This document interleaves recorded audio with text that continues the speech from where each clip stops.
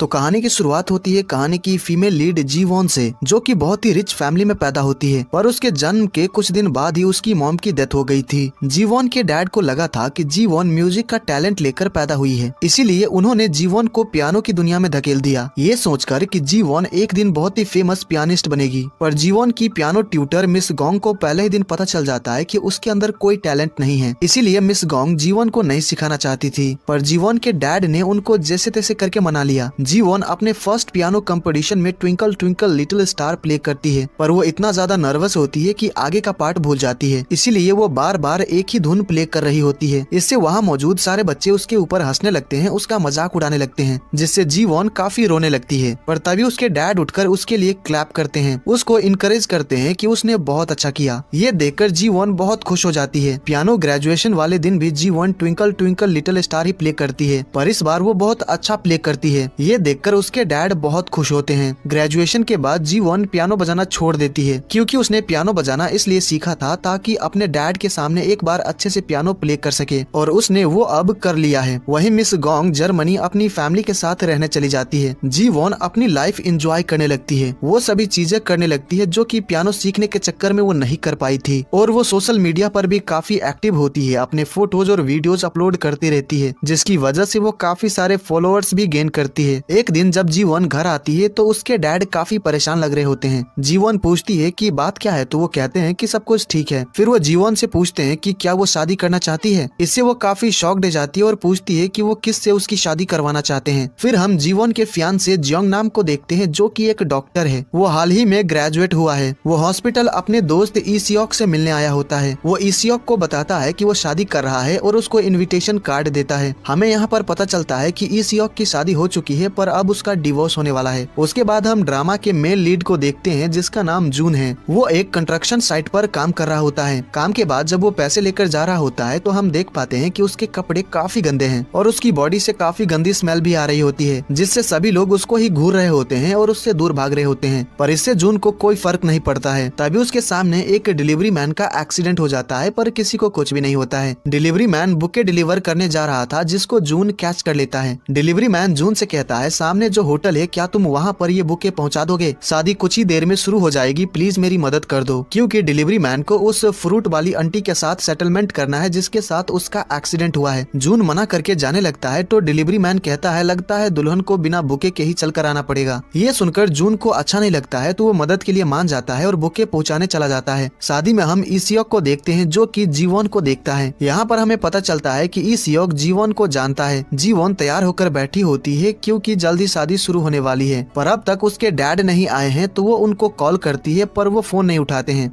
कुछ देर बाद वहाँ पर जून बुके लेकर पहुँच जाता है। जीवन को वेडिंग ड्रेस में देखकर जून उसको देखता ही रह जाता है। फिर वो बताता है कि वो बुके देने आया है और उसके पास जाने लगता है, तो जीवन अपनी नाक बंद कर लेती है और कहती है, पास मत आओ, वहीं पर रुक जाओ, क्योंकि जून के बॉडी से गंदी स्मेल आ रही होती है। वो जून को बुके वही पास में पड़ी चेयर पर रख कर चले जाने को कहती है। जून कहता है कि वो ऐसा नहीं करेगा और जीवन के काफी करीब चला जाता है, तो जीवन डर के मारे अपनी आंखें बंद कर लेती है। जीवन काफी खूबसूरत लग रही होती है, जिससे जून उसको देखता ही रह जाता है। जून को अपने इतने करीब देखकर जीवन डर के मारे उसके नाक पर पंच मार देती है, जिसकी वजह से जून के नाक से खून बहने लगता है, जो देखकर जीवन चौंक जाती है। तो जून कहता है, अब चौंक क्यों रही हो, तुमने ही तो मारा मुझे। तभी गलती से खून जीवन के ड्रेस पर गिर जाता है। इससे जीवन बहुत ज्यादा परेशान हो जाती है, क्योंकि कुछ ही देर में शादी शुरू होने वाली है, पर उसकी ड्रेस खराब हो गई है। जीवन रोने ही वाली होती है, तो जून कहता है, रोना मत, नहीं तो तुम्हारा मेकअप भी खराब हो जाएगा। फिर जून जैसे तैसे करके कुछ जुगाड़ लगाता है और उसकी वेडिंग ड्रेस को ठीक कर देता है। जून पूछता है कि वो उससे कैजुअली क्यों बात कर रही है, तो जीवन कहती है, क्योंकि तुम काफी यंग लग रहे हो इसलिए। जून पूछता है कि उसकी एज क्या है, तो जीवन बताती है कि वो 24 साल की है। जून कहता है, इसका मतलब हम सेम एज के हैं। जीवन उससे कैजुअली बात करने के लिए और उसको मारने के लिए माफी मांगती है, तो जून कहता है, कोई बात नहीं, वैसे भी हम एक दूसरे से फिर कभी नहीं मिलने वाले। फिर हम जीवन के डैड को देखते हैं, जो कि ट्रैफिक में फंस चुके होते हैं, साथ ही वो अपना फोन भी ऑफिस में ही भूल आए होते हैं। तो वो अपने सेक्रेटरी के फोन से जीवन को कॉल करके बताते हैं कि वो जल्द ही पहुंच जाएंगे। वेडिंग वेडिंग स्टार्ट होने ही वाला होता है तो जीवन बाहर जा रही होती है, तो वो जून को मदद के लिए थैंक्स कहती है, साथ ही उसको बाय भी कहती है, पर जून उसको बाय कहने से साफ साफ इनकार कर देता है। जीवन बाहर आकर खड़ी हो जाती है और अपने डैड का वेट करने लगती है, क्योंकि उसके डैड ही उसको स्टेज तक लेकर जाएंगे। वहीं कुछ लोग गॉसिप कर रहे होते हैं कि जीवन के डैड की कंपनी काफी टाइम से लॉस में चल रही है। जीवन के डैड वेडिंग के लिए पहुंच जाते हैं और अंदर जाने ही वाले होते हैं, तभी उनको किसी मिस्टर कैंग नाम के आदमी का फोन आता है। जीवन के डैड उनसे कहते हैं कि बस इस बार वो उनकी मदद कर दे, पर मिस्टर कैंग मदद करने से मना कर देते हैं और फोन काट देते हैं। उसी वक्त जीवन के डैड को हार्ट अटैक आ जाता है। एक आदमी जियोंग नाम की मॉम को आकर यही बात बताता है और ये भी कि कंडीशन बहुत सीरियस है, शायद वो नहीं बच पाएंगे। इससे जियोंग नाम की मॉम बहुत ज्यादा परेशान हो जाती है, क्योंकि जीवन के डैड ने उनको जो कुछ भी देने का प्रॉमिस किया था, अगर वो मर गए तो उनको नहीं मिलेगा। इसीलिए वो अपने बेटे को लेकर वहाँ से भाग जाती है। तभी जीवन की फ्रेंड आकर उसको बताती है कि उसके डैड को हार्ट अटैक आया है। इससे वो काफी परेशान हो जाती है। फिर हमें हॉस्पिटल का सीन दिखाया जाता है। डॉक्टर्स जीवन के डैड को बचाने की कोशिश में लगे होते हैं, पर डॉक्टर्स उनको नहीं बचा पाते हैं, उनकी डेथ हो जाती है, जिससे जीवन बहुत ज्यादा सैड हो जाती है और रोने लगती है। जीवन को उसके डैड के सेक्रेटरी बताते हैं कि उसके डैड का बिजनेस अच्छा नहीं चल रहा था, उन्होंने बहुत ज्यादा कर्जा लिया था, जिसकी वजह से उनकी प्रॉपर्टीज के साथ साथ उनका घर भी ऑक्शन में बिक जाएगा। जिन्होंने भी कर्जा दिया था वो सभी लोग तुम्हें ढूंढ रहे होंगे, इसीलिए तुम्हें यहाँ पर नहीं होना चाहिए। मैं उनका फ्यूनरल कर लूंगा और तुम्हारी मॉम के कब्र के पास ही उनको दफना दूंगा। जब मामला ठंडा हो जाएगा तब आकर अपने डैड के ग्रेव को देख लेना। वो जीवन को कुछ पैसे देते हैं और कहते हैं जानता हूँ ये ज्यादा नहीं है, पर इन पैसों से अपने रहने का बंदोबस्त कर लेना। तुम्हारी कार होटल में थी, जिसकी वजह से उसको सीज नहीं किया गया है, तो तुम अपनी कार यूज कर सकती हो। इन सभी चीजों के लिए जीवन उनको थैंक्स कहती है। सेक्रेटरी जीवन को अपना ख्याल रखने को कहते हैं। रात को जीवन छुप कर अपने घर आती है ताकि अपने कपड़े और अपने डॉग को ले सके। जीवन बहुत ज्यादा सैड होती है, तो जाने से पहले एक आखिरी बार अपने डैड को याद करके पियानो प्ले करती है। उसके बाद हम जून को देखते हैं, जो कि एक छोटे से होटल में रह रहा होता है। वो जीवन के बारे में ही सोच रहा होता है, क्योंकि जब वो होटल के बाथरूम में फ्रेश होने गया था तो उसने कुछ लोगों को बात करते हुए सुना था कि जीवन के डैड को हार्ट अटैक आया है, तो उनको हॉस्पिटल लेकर गए हैं।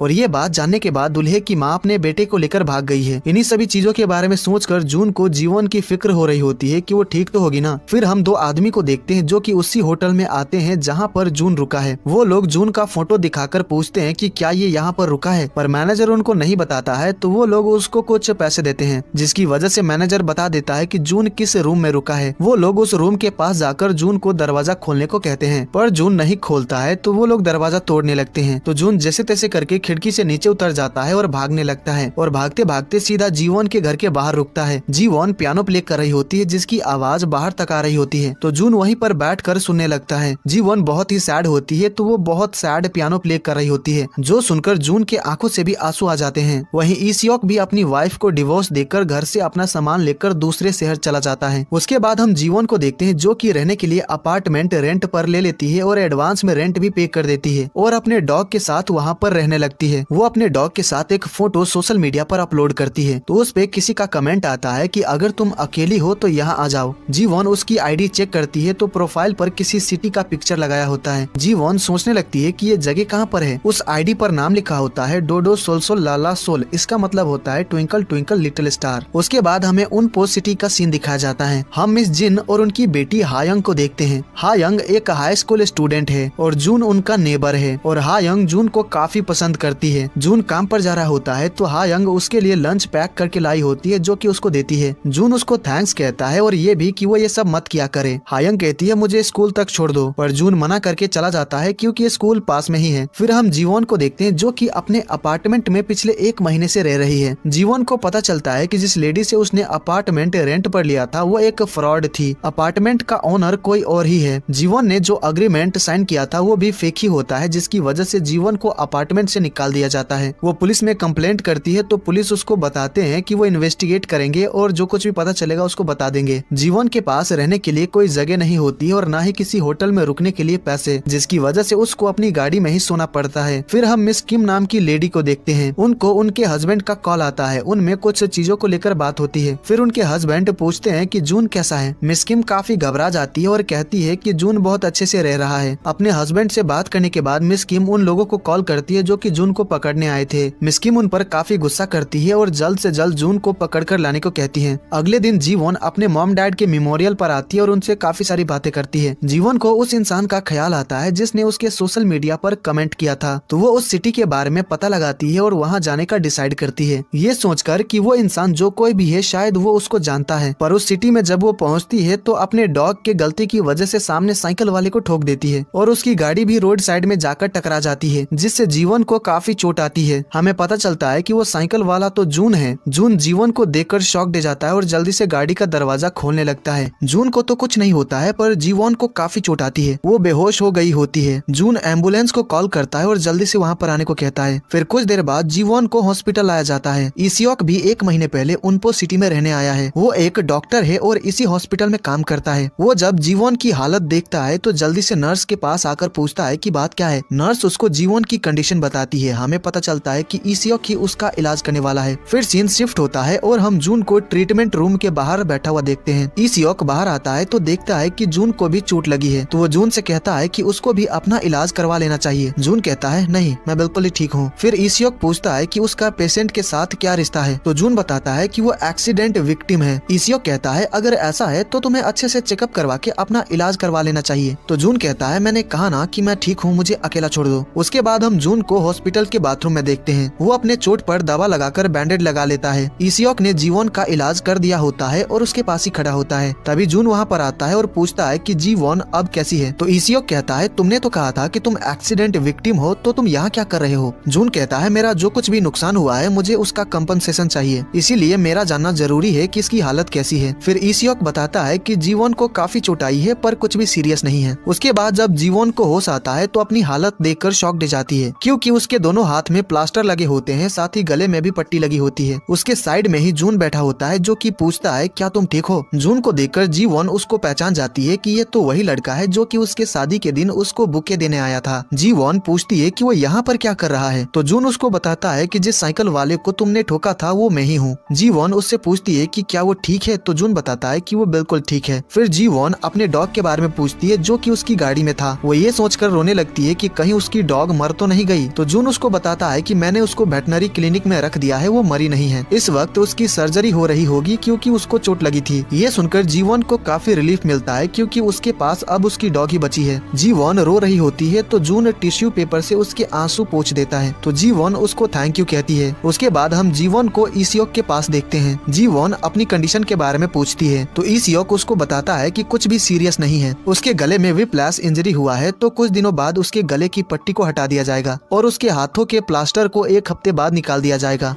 अगर तुम जल्दी रिकवर करना चाहती हो तो अपने हाथों का इस्तेमाल मत करना। फिर हम रात को जीवन और जून को हॉस्पिटल के बाहर बैठा हुआ देखते हैं। जीवन कहती है फूटी किस्मत मेरी, मुझे यहाँ पर आना ही नहीं चाहिए था। मुझे तो विश्वास ही नहीं हो रहा है कि मैंने एक्सीडेंट करके अपने हाथों को चोट पहुँचा लिया। जीवन उसको सारी बात बताती है कि वो इस सिटी में क्यों और किसको ढूंढने आई है। जीवन उसी सोशल मीडिया वाले पर्सन को मैसेज करके हॉस्पिटल बुलाने का सोचती है। वो मैसेज कर देती है तो उसका रिप्लाई आता है। उसने एक एड्रेस भेजा होता है और कहा होता है कि मैं बिजनेस ट्रिप पर जा रहा हूँ, तो 1 महीने बाद मुझे आकर मिलना। इससे जीवन सैड होकर रोने लगती है क्योंकि जिससे मिलने आई थी उससे मिल नहीं पाई और खुद को चोट भी पहुंचा बैठी। जून कहता है रोना बंद करो, मैं फिर से तुम्हारा आंसू नहीं पोंछने वाला। तो जीवन कहती है प्लीज एक बार पोंछ दो। तो जून अपने रुमाल से उसके आंसू पोंछ देता है। फिर जीवन उससे पूछती है कि तुमने मेरे लिए इंतजार क्यों किया। तो जून कहता है ताकि मैं कंपनसेशन ले सकूं। तुम्हारी वजह से मेरी साइकिल टूट गई है, साथ ही मुझे मेंटल स्ट्रेस का भी कंपनसेशन चाहिए। तो चलो 5 लाख वॉन में सब कुछ सेटल कर लेते हैं। 3 लाख मेरी साइकिल के लिए और 2 लाख मेंटल स्ट्रेस के लिए। जीवन कहती है अगर मैं दे पाती तो देने को तो मैं 5 मिलियन वॉन भी दे देती, पर इस वक्त मेरी फाइनेंशियल कंडीशन काफी खराब है। पर मैं तुमसे प्रॉमिस करती हूँ कि मैं तुम्हें कंपनसेशन दूंगी, इसीलिए पैसे मेरे खाते में लिख लो। उसके बाद जून जीवन को अंदर लाकर बेड पर लेटा देता है। यहाँ पर वो दोनों एक दूसरे को अपना नाम बताते हैं। जून कहता है तुम सो जाओ, अब मैं चलता हूँ। फिर वो जाने लगता है तो जीवन उसको रोकती है और कहती है क्या जाने से पहले मुझे थोड़ा पानी पिला दोगे। जून उसको पानी पिलाकर जाने लगता है, पर जीवन उसको फिर से रोकती है है और बार बार रोकती रहती है और कोई ना कोई काम करने को कहती है। इससे परेशान होकर जून हॉस्पिटल से जाता ही नहीं है। वो वहीं जीवोन के बगल में सो जाता है और कहता है कि वो सिर्फ आज ही रुकेगा। जीवोन ने उसको जानबूझकर रोका क्योंकि वो अकेली नहीं रहना चाहती थी। उसके अगले दिन हम हायंग को देखते हैं जो कि जून का घर से बाहर निकलने का वेट कर रही होती है, पर वो आ ही नहीं रहा होता है। तो वो कहती है क्या वो कल रात को घर नहीं आया था। फिर वो जून को मैसेज करती है कि तुम कहाँ पर हो, क्या तुम अभी घर पर नहीं हो, कल रात को तुम कहाँ पर सोए थे। पर जून उसका मैसेज देखता भी नहीं है। इससे उसको काफी गुस्सा आ रहा होता है। तो उसकी मॉम कहती है उसने आज तक तुम्हारे एक भी मैसेज का रिप्लाई नहीं दिया है, तो इसमें गुस्सा होने वाली कौन सी बात है। अगर वो रात को कहीं और सोया था या फिर ट्रिप पर गया हो, तुम्हारा इससे कोई लेना देना नहीं है। उसी वक्त हायंग का फ्रेंड और क्लासमेट सांगजी आता है और उसको स्कूल चलने को कहता है। हायंग कहती है मैं अभी डिप्रेस्ड हूँ, थोड़ा रुक जाओ। सांगजी कहता है क्या वो बाहर जून है। ये सुनते ही हायंग भागकर बाहर आती है, पर सांगजी ने उससे झूठ कहा होता है ताकि उसको स्कूल लेकर जा सके। उसके बाद हमें हॉस्पिटल का सीन दिखाया जाता है। जब वो दोनों सोकर उठते हैं तो देखते हैं कि उसी रूम में एक बच्ची को शिफ्ट किया गया है। वो लेडी पूछती है कि क्या ये तुम्हारा हस्बैंड है, तो जून मना करता है। फिर वो लेडी कहती है तो क्या ये तुम्हारा बॉयफ्रेंड है, तो जी वॉन मना करती है। तो वो लेडी कहती है इसका मतलब तुम दोनों भाई बहन हो, जिसपे वो दोनों ही मना करते हैं। जून कहता है इस लड़की के ऊपर मेरे कुछ पैसे उधार है। ई सियोक एक नर्स के साथ मॉर्निंग राउंड पर आता है तो जून को अब तक हॉस्पिटल में देखकर हैरान रह जाता है। ई सियोक जीवोन से पूछता है क्या तुम रात को अच्छे से सोई थी, तो जीवोन बताती है कि वो जरा भी नहीं सो पाई क्योंकि उसको काफी दर्द हो रहा था। ये सुनकर नर्स और जून दोनों ही हैरान रह जाते हैं। दरअसल रात को नर्स जीवोन को पेन किलर देने आई थी ताकि वो अच्छे से सो सके, पर वो ऑलरेडी खराटे मारकर सो रही थी। जीवोन बता रही होती है कि रात को उसको कितना दर्द हुआ था, जो सुनकर नर्स को काफी हंसी आ रही होती है, पर वो हंसी कंट्रोल करती है। ई सियोक जून से कहता है वैसे तुम अब तक यहाँ पर क्यों हो, क्योंकि तुमने साफ साफ कहा था कि तुम इसकी गार्डियन नहीं हो। जून कुछ भी जवाब नहीं देता है और वहाँ से चला जाता है। जून वेटनरी क्लिनिक जीवोन के डॉग को देखने आता है तो डॉग का सारा ट्रीटमेंट का खर्चा जून को ही पे करना पड़ता है, जो कि 3.29 मिलियन वॉन होता है। हॉस्पिटल आकर ये सब कुछ जून जीवोन को बताता है। जीवोन जून से कुछ पैसे उधार मांगती है, पर जून देने से मना कर देता है। जीवोन कहती है मैं तुम्हारे सारे पैसे एक बार में ही लौटा दूंगी। उनकी बातें सुनकर वो लेडी मन में कहती है ऐसा लग रहा है कि ये लड़की उसका फायदा उठा रही है। जीवोन कहती है मुझे मेरी कार ठीक करानी है, फिर मैं उसको बेच दूंगी और तुम्हारे सारे पैसे लौटा दूंगी। जून कहता है क्या तुम सच बोल रही हो, तो जीवोन कहती है और नहीं तो क्या, इसीलिए मेरे खाते में लिख लो कहीं तुम भूल न जाओ। उसके बाद हम देखते हैं जून अपने हाथों से जीवोन को खाना खिला रहा होता है, क्योंकि जीवोन के हाथों पर प्लास्टर लगा है, इस वजह से वो अपने हाथों का इस्तेमाल नहीं कर सकती। ई सियोक जब ये देखता है तो कहता है आखिर ये चल क्या रहा है, ये एक्सीडेंट विक्टिम इसका ख्याल क्यों रख रहा है। जीवोन जून को काफी सारी चीजें खरीद कर लाने को कहती है और पैसे उसके खाते में लिख लेने को कहती है। फिर वो जून को पानी पिलाने को कहती है तो वो पिलाता है। जून कहता है जल्दी करो मुझे काम पर भी जाना है। जीवोन कहती है तुम फिर से काम पर जा रहे हो, तो जून कहता है मुझे पैसे कमाने के लिए बहुत ज्यादा मेहनत करनी पड़ेगी ताकि मैं तुम्हें पैसे उधार दे सकूं। जीवोन कहती है तुमने सही कहा, जल्दी जाओ और खूब सारे पैसे कमाओ। फिर जून वहाँ से चला जाता है। मैं हम जून को एक कैफे में पार्ट टाइम जॉब करते हुए देखते हैं। उसके बाद वो हॉस्पिटल आकर जीवोन का ख्याल रखता है, उसको खाना खिलाता है। फिर अगले सीन में हम उसको सड़क पर सेल्समैन का काम करते हुए देखते हैं। फिर रात को वो एक रेस्टोरेंट में भी काम करता है। इसका मतलब वो बहुत सारे पार्ट टाइम जॉब्स करता है। एक्सीडेंट की वजह से जून की साइकिल टूट गई थी तो वो एक नई साइकिल खरीदता है। यहाँ से कई दिन बीत जाते हैं। जून जीवोन से मिलकर हॉस्पिटल से जा रहा होता है तो ई सियोक उसको देख लेता है तो कहता है तुम काम के बाद हर दिन जीवोन से मिलने आते हो, तो क्या मैं जान सकता हूँ कि तुम उसका ख्याल क्यों रख रहे हो, कहीं इसके पीछे तुम्हारा कोई बैड इंटेंशन तो नहीं है। जून कहता है मैं ये कर रहा हूँ क्योंकि मैं करना चाहता हूँ। ई सियोक कहता है तुम्हारा नाम जून है ना, क्या हम कभी मिले हैं, तो जून कहता है मुझे नहीं लगता है कि हम कभी मिले हैं। फिर जून वहाँ से चला जाता है। जून घर आकर ई सियोक की उस बात को लेकर परेशान होता है जब उसने कहा था क्या हम कभी मिले हैं। जून खुद से कहता है मुझे परेशान नहीं होना चाहिए। उसी वक्त उसके घर हायंग आती है और कहती है तुम इन दिनों आखिर कर क्या रहे हो, मैं तुम्हें कभी कभार ही घर पर देखती हूँ। जून कहता है कि वो काफी ज्यादा काम कर रहा है, तो हायंग कहती है आखिर इतना ज्यादा काम कौन करता है, तुम बीमार पड़ सकते हो। जून कहता है मेरी हेल्थ की तुम चिंता मत करो, बस अपने काम से काम रखो। हायंग जून को एक जॉब के बारे में बताती है जिससे वो 2 दिन में 5 लाख वॉन कमा सकता है। तो जून ये काम करने का डिसाइड करता है और कहता है क्या जी वॉन 2 दिन खुद को संभाल लेगी। अब यहाँ से 2 दिन बीत जाते हैं। जून 2 दिन से हॉस्पिटल नहीं आया है और उसका फोन भी स्विच ऑफ होता है। इस वजह से जी वॉन काफी परेशान होती है कि वो कहाँ चला गया। वो लेडी कहती है कहीं जून अपनी गर्लफ्रेंड के साथ कहीं घूमने तो नहीं चला गया। ये सुनकर जी वॉन काफी हैरान रह जाती है। तो वो लेडी कहती है क्या तुमने उससे कभी नहीं पूछा कि वो कहाँ रहता है और उसकी फैमिली में कौन कौन है, उसकी गर्लफ्रेंड है कि नहीं। जीवोन ने उससे ये सब नहीं पूछा था, इसीलिए उसको कुछ भी नहीं पता है। वो लेडी कहती है कहीं वो भाग तो नहीं गया, तुम जल्द ही डिस्चार्ज होने वाली हो तो कहीं हॉस्पिटल के बिल्स पे करने के लिए तुम पैसे जून से ही उधार तो नहीं मांगने वाली थी? जीवॉन बताती है कि वो ऐसा ही करने वाली थी। तो वो लेडी कहती है अब मुझे पूरा यकीन है कि वो भाग गया है क्योंकि वो बहुत प्रेशर में था। जीवॉन कहती है उसने मुझे ऑलरेडी काफी सारे पैसे उधार दिए हैं, तो पैसे वापस लिए बिना वो क्यों भागेगा? तो वो लेडी कहती है मैं ये कहना नहीं चाहती, पर तुम्हें देखकर लगता है कि तुम उसके पैसे कभी वापस नहीं करोगी, शायद इसी बारे में सोचकर वो भाग गया हो। जीवॉन कहती है ऐसा नहीं हो सकता और काफी परेशान हो जाती है। उसके बाद रात को हम जीवॉन को देखते हैं, वो अकेली होती है क्योंकि वो बच्चे डिस्चार्ज होकर चली गई है। जीवॉन जून के बारे में ही सोच रही होती है और कहती है वो आज भी नहीं आया, क्या वो सच में भाग गया है? जीवॉन ने एक हफ्ते से अपने बालों को नहीं धोया है, इस वजह से उसके बालों में खुजली होने लगती है, पर वो अपने बालों को खुजा भी नहीं सकती क्योंकि उसके हाथों में प्लास्टर लगे हैं। इसी चक्कर में उससे पानी का गिलास नीचे गिर जाता है। फिर जब वो ग्लास उठाने जाती है तो फिसल कर खुद भी गिर जाती है। उसके सिर में चोट भी लग जाती है। इससे वो काफी रोने लगती है क्योंकि उसकी हालत ऐसी है कि वो खुद से कुछ कर ही नहीं पा रही है। उसी वक्त ई सियोक वहाँ से गुजर रहा होता है तो जीवॉन को रोता देखकर उसके पास आता है और पूछता है कि वो रो क्यों रही है, बात क्या है? तो जीवॉन रोते हुए कहती है उसके बालों में खुजली हो रही है पर वो खुजा ही नहीं पा रही है और यहाँ पर कोई है भी नहीं जो कि मेरे बालों को खुजा दे। तो ई सियोक उसके बालों को खुजा देता है। ई सियोक को काफी हंसी भी आ रही होती है क्योंकि जीवॉन इस वजह से रो रही थी।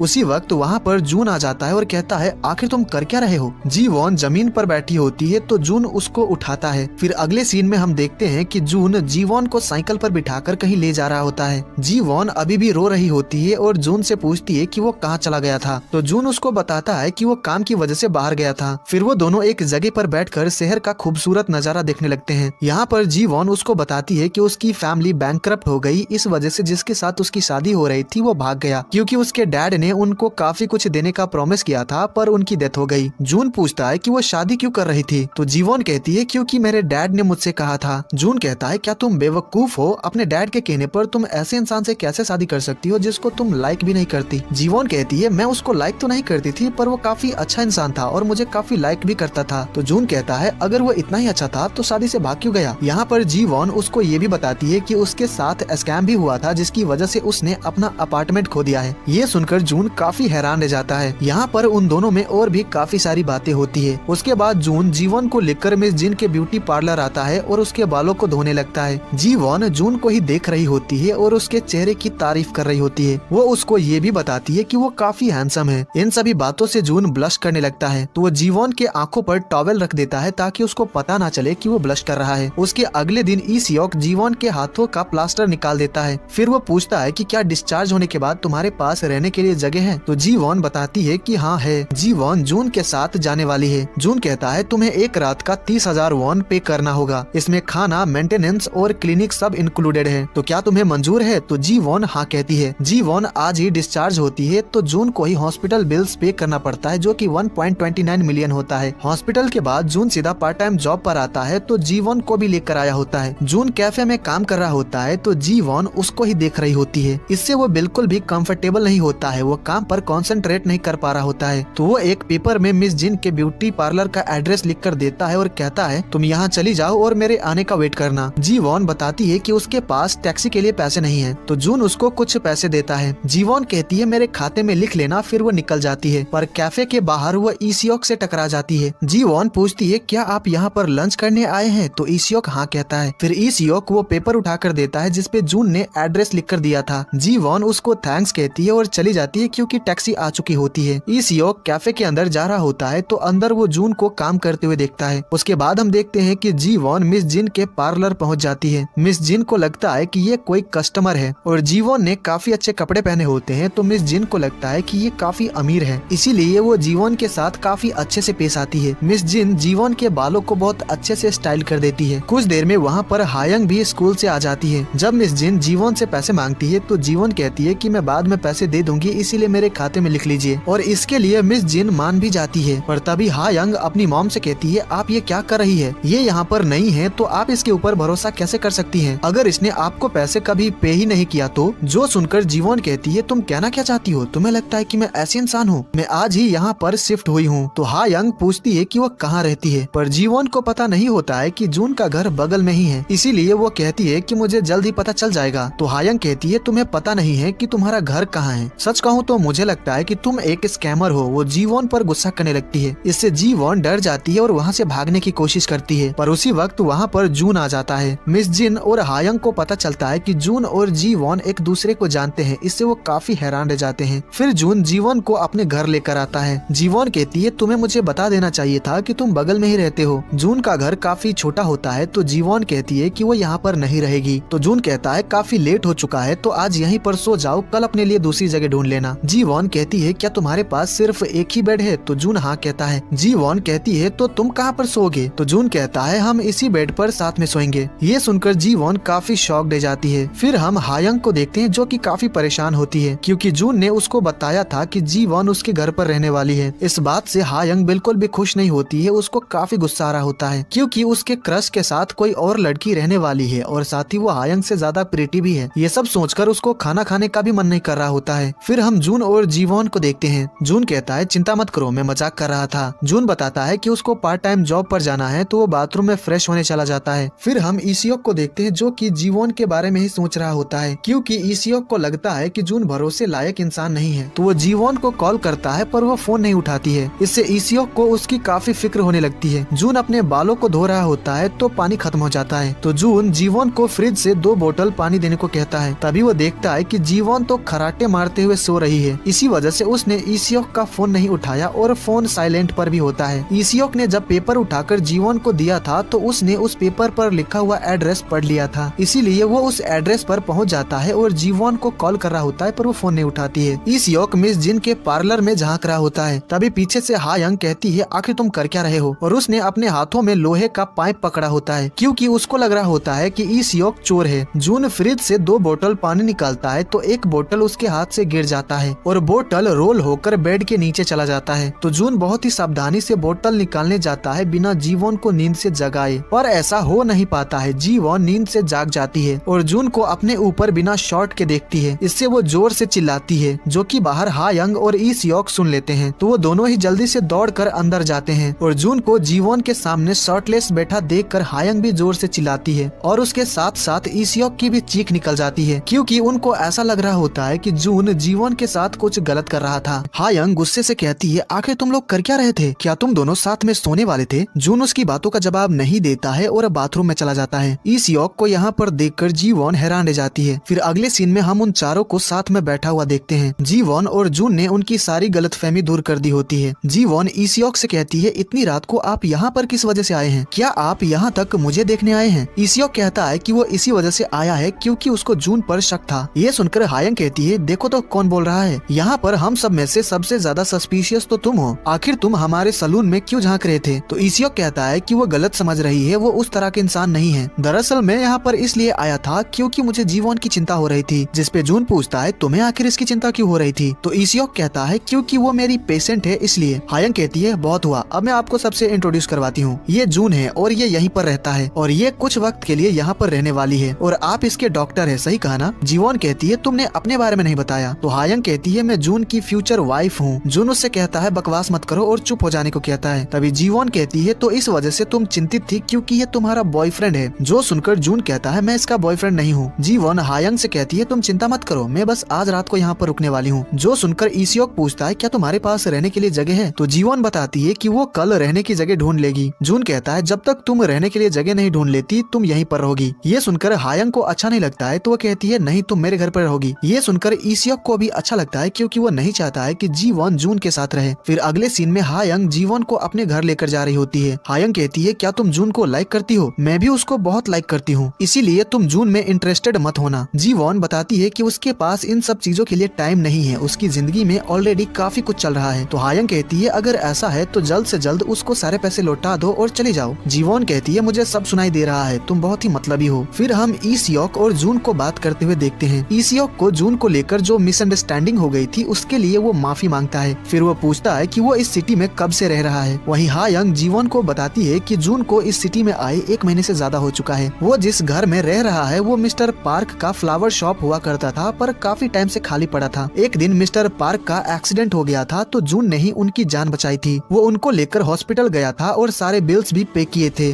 जून ऐसा ही है, वो सबकी मदद करता रहता है, ये उसकी हॉबी है। ये सुनकर जीवोन थोड़ा सोच में पड़ जाती है। तो हायंग कहती है तुम्हें कहीं ऐसा तो नहीं लगा था कि उसने तुम्हारी मदद इसलिए की क्योंकि वो तुम में इंटरेस्टेड है? जीवोन कहती है कि ऐसा नहीं है, पर हम पहले भी मिल चुके हैं। ये सुनकर हायंग शॉक्ड जाती है और पूछती है कि वो कैसे मिले थे और क्या वो दोनों एक दूसरे को पहले से जानते हैं। जून ईसियोक से कहता है कि मैं जीवोन से उसके शादी वाले दिन मिला था, मैं वहाँ पर बुके डिलीवर करने गया था। ईसियोक अपने मन में कहता है तो इसलिए इसने जीवोन की मदद की, इसका मतलब इसको जीवोन के सिचुएशन के बारे में पता है। उसको गहरी सोच में देकर जून कहता है क्या हुआ? तो ईसियोक कहता है कुछ नहीं, बस तुम ध्यान रखना कि जीवोन हॉस्पिटल का अपॉइंटमेंट स्किप न करे। इसका मतलब अब ईसियोक को जून पर थोड़ा भरोसा है। हायंग जब जीवोन को लेकर अपने घर जाती है तो मिस जिन जीवोन को वहाँ पर रहने की परमिशन नहीं देती है। जीवोन वहाँ से जाने लगती है तो हायंग उसको रोकती है और अपनी मॉम से कहती है कि जीवोन एक दिन का 20,000 वॉन पे करेगी। उनके घर पे एक रूम ऐसे ही खाली रहता है तो उस रूम को रेंट पर देकर वो महीने के 6 लाख वॉन कमा सकती है। ये आइडिया मिस जिन को भी अच्छा लगता है तो वो जीवोन से कहती है कि क्या वो रेंट अफोर्ड कर सकती है। तो जीवोन बताती है कि वो अभी तो नहीं कर सकती, पर जैसे ही उसका हाथ पूरी तरह से ठीक हो जाएगा वो पैसे कमाकर रेंट दे देगी। मिस जिन पूछती है कि वो क्या करके पैसे कमाएगी, तो जीवोन बताती है कि उसने अब तक इसके बारे में सोचा नहीं है। तो मिस जिन जीवोन को अपने घर पे रहने का परमिशन नहीं देती है और जीवोन से कुछ ऐसी बातें कह देती है जिससे जीवोन को बुरा लग जाता है तो वो वहाँ से चली जाती है। मिस जिन हायंग को उसके पीछे जाने से रोक लेती है और उसके ऊपर गुस्सा करने लगती है और साथ ही उसको मारती भी है जीवोन को यहाँ पर लाने के लिए। हायंग जल्दी से जून के घर पहुँचती है और पूछती है कि क्या जीवोन यहाँ पर आई है? तो जून कहता है उसको तो इस वक्त तुम्हारे घर पे होना चाहिए ना। ईसियोक पूछता है कि आखिर बात क्या है? हायंग उनको बताती है कि उसके घर पे क्या हुआ था और जीवोन उसके घर से क्यों चली गई। ये सब सुनकर वो दोनों परेशान हो जाते हैं और उसको ढूंढने निकल जाते हैं। जून उसको फोन करता है पर उसका फोन स्विच ऑफ होता है। ईसियोक भी कार में बैठकर उसको ढूंढ रहा होता है। फिर हम जीवोन को देखते हैं जो कि जून के घर से काफी दूर सीढ़ियों पर बैठी होती है और उसके फोन का बैटरी भी डेड हो गया होता है। दरअसल वो जून के घर ही जा रही थी जो कि हायंग के घर से थोड़ा दूर है, पर वो इस सिटी में नहीं है, इस वजह से खो गई है। पर कुछ देर बाद उसको ढूंढते हुए जून वहाँ पर पहुँच जाता है। उसको देखकर जीवोन उसको हक कर लेती है क्योंकि वो काफी डर गई थी। जीवोन रो रही होती है तो जून उसको कंफर्ट कराता है। ईसियोक देख लेता है कि जून ने जीवोन को ढूंढ लिया है तो वो घर चला जाता है। फिर जून जीवोन को साइकिल पर बिठाकर घर ले जाने लगता है। जून पूछता है कि क्या वो उसके घर जाएगी, तो जीवोन बताती है कि वो उसके घर पे नहीं रहेगी। वो जून को मिस जिन से बात करके मनाने को कहती है और ये भी कि वो मिस जिन को भरोसा दिलाए कि वो रेंट पे कर देगी। जून के पास सिर्फ एक ही रूम और बेड है, अगर वो वहाँ पर रहेगी तो जून कहाँ पर रहेगा, यही सब सोचकर वो ये सब कहती है। जून रास्ते में जीवोन से काफी हंसी मजाक करता है और उसको काफी मजा भी आता है। जून जीवोन को मिस जिन के घर लेकर आता है और उनसे बात करता है। वो मिस जिन से प्रॉमिस करता है कि अगर जीवोन ने रेंट पे नहीं किया तो वो रेंट पे कर देगा। वो जैसे तैसे करके मिस जिन को मना लेता है। फिर मिस जिन जीवोन को रूम दिखा देती है। जीवोन उन सब से कहती है कि आज उसका दिन काफी स्ट्रेसफुल था, इसीलिए वो अकेली रहना चाहती है। तो वो सभी उसको रूम में अकेला छोड़कर चले जाते हैं। वो तीनों बाहर बैठकर जीवोन के सोशल मीडिया के पोस्ट देख रहे होते हैं, जिनसे उनको अंदाजा हो जाता है कि जीवोन पहले अमीर हुआ करती थी। जीवोन ने पियानो का फोटो भी पोस्ट किया होता है, जिससे वो लोग अंदाजा लगाने लगते हैं कि क्या जीवोन पियानिस्ट है। वो लोग जीवोन को लेकर काफी सारी बात करते हैं, पर उन्होंने जीवोन के रूम से कोई आवाज नहीं सुनी, इसीलिए वो चेक करने जाते हैं कि जीवोन आखिर कर क्या रही है। तो उनको पता चलता है कि जीवोन तो सो रही है। ये देखकर वो हैरान रह जाते हैं कि इतनी जल्दी वो सो कैसे गई। ये देखकर जून को काफी हंसी आती है। जीवोन अपने पास्ट को लेकर सपना देखती है, जिससे उसको रियलाइज होता है कि वो काफी अच्छी पियानो टीचर बन सकती है। अगले दिन जब जीवोन सोकर उठती है तो मिस जिन उसको ब्रेकफास्ट करने को कहती है। जीवोन ब्रेकफास्ट करने आती है तो उसके बाल काफी बिखरे होते हैं, तो मिस जिन के कहने पर हायंग उसके बालों को कॉम्ब करके बांध देती है। तो जीवोन उसकी तारीफ करती है कि वो तो इसमें बहुत अच्छी है, वो बहुत ही टैलेंटेड है। अपनी तारीफ सुनकर हायंग को काफी अच्छा लगता है। मिस जिन ने खाना बहुत ही अच्छा बनाया होता है, तो जीवोन उनकी कुकिंग स्किल्स की बहुत तारीफ करती है और उनको भी इम्प्रेस कर लेती है। और जीवोन एक पियानो एकेडमी में जॉब इंटरव्यू के लिए आती है, क्योंकि एकेडमी में एक पार्ट टाइम पियानो टीचर की जरूरत होती है। वो एकेडमी के मैनेजर से बात करती है और उसको जॉब मिल जाती है। जीवोन के एक हाथ में अभी भी प्लास्टर लगा होता है, जिसके बारे में मैनेजर पूछती है कि वो इंजर्ड हाथ के साथ कैसे पियानो सिखाएगी। तो जीवोन बताती है कि जल्द ही उसके हाथ का प्लास्टर हट जाएगा। मैनेजर कहती है अगर ऐसा है तो हमें तुम्हारे फुली रिकवर होने तक का वेट करना चाहिए, यही सही रहेगा। जीवोन को जॉब मिल गई, इस वजह से वो बहुत खुश होती है। वो यही बात बताने के लिए जून को कॉल करती है, पर वो फोन नहीं उठाता है क्योंकि उसका फोन साइलेंट पर होता है। फिर जीवोन मिस जिन के सैलून आती है और उनको बताती है कि उसको पियानो इंस्ट्रक्टर की जॉब मिल गई है। ये जानकर उनको भी थोड़ी खुशी होती है क्योंकि वो अब रेंट पे कर पाएगी। सलून में दो लेडी होती है जो कि अपना हेयर स्टाइल करवाने आई होती है और साथ ही वो दोनों मिस जिन की नेबर भी है। वो दोनों ही मिस जिन से जीवोन के बारे में पूछती हैं कि ये कौन है। जीवोन उनको बताती है कि रारा कॉस्मेटिक कंपनी उसके डैड की थी, पर उनकी डेथ उसके शादी वाले दिन ही हो गई थी। उनकी कंपनी बैंकरप्ट हो गई थी, इस वजह से उसने सब सब कुछ खो दिया। सेक्रेटरी मून ने उसके सभी इनहेरिटेंस इश्यू को संभाला और उसको पैसे दिए। उन पैसों से उसने अपार्टमेंट रेंट पर लिया था, पर उसके साथ स्कैम हो गया। अब वो तीनों लेडी काफी ज्यादा ही टीवी शोज एंड ड्रामास देखती हैं, तो वो लोग कहते हैं कि हो सकता है कि सेक्रेटरी मून ने तुम्हारे डैड को धोखा दिया हो। ये सुनकर जी वॉन काफी हैरान रह जाती है, पर वो कहती है कि ऐसा नहीं है, वो बहुत ही अच्छे इंसान है। फिर हम सेक्रेटरी मून को देखते हैं जो कि एक प्राइवेट याच में मजे कर रहा होता है। उसको देखकर हमें ऐसा लगता है कि उसने सच में जीवॉन के डैड को धोखा दिया होगा। जीवॉन जून से मिलने उसके घर आती है तो वो जून का टेक्स्ट बुक देखती है। उसके अंदर काफी सारे मैथ्स के सोल्यूशन लिखे होते हैं और साथ ही उसको एक फोटो भी मिलती है। वो फोटो हाई स्कूल का होता है जिसके अंदर जून अपने किसी फ्रेंड के साथ होता है। जीवॉन को जून उस फोटो में काफी क्यूट लगता है। तभी वहाँ पर जून आ जाता है और फोटो ले लेता है। वो जीवॉन पर थोड़ा गुस्सा करता है और कहता है तुम्हें मेरी चीजों को नहीं छूना चाहिए। इससे जीवॉन को काफी बुरा लगता है। जून को एहसास होता है कि उसने सही नहीं किया, तो वो जीवॉन से माफी मांगता है और कहता है मैंने सुना कि तुम्हें जॉब मिल गई है। जीवॉन कहती है तुमने सही सुना है, अब मैं फाइनली तुम्हारे सारे पैसे लौटा पाऊंगी। उसके बाद हम ईसियोक की वाइफ यून को देखते हैं जो कि अपनी फ्रेंड से मिलने आई होती है। उसकी फ्रेंड पूछती है कि ईसियोक उसको अचानक डिवोर्स क्यों दे रहा है, कहीं उसका किसी के साथ अफेयर तो नहीं चल रहा है। तो यून बताती है कि ऐसा कुछ भी नहीं है, पर उसने जो डिवोर्स का रीजन बताया था वो बहुत ही बकवास है। एक्चुअली यून को भी आइडिया नहीं है कि ईसियोक डिवोर्स क्यों चाहता है। उसकी फ्रेंड कहती है उसने सारे पैसे और एसेट्स गिव अप कर दिया,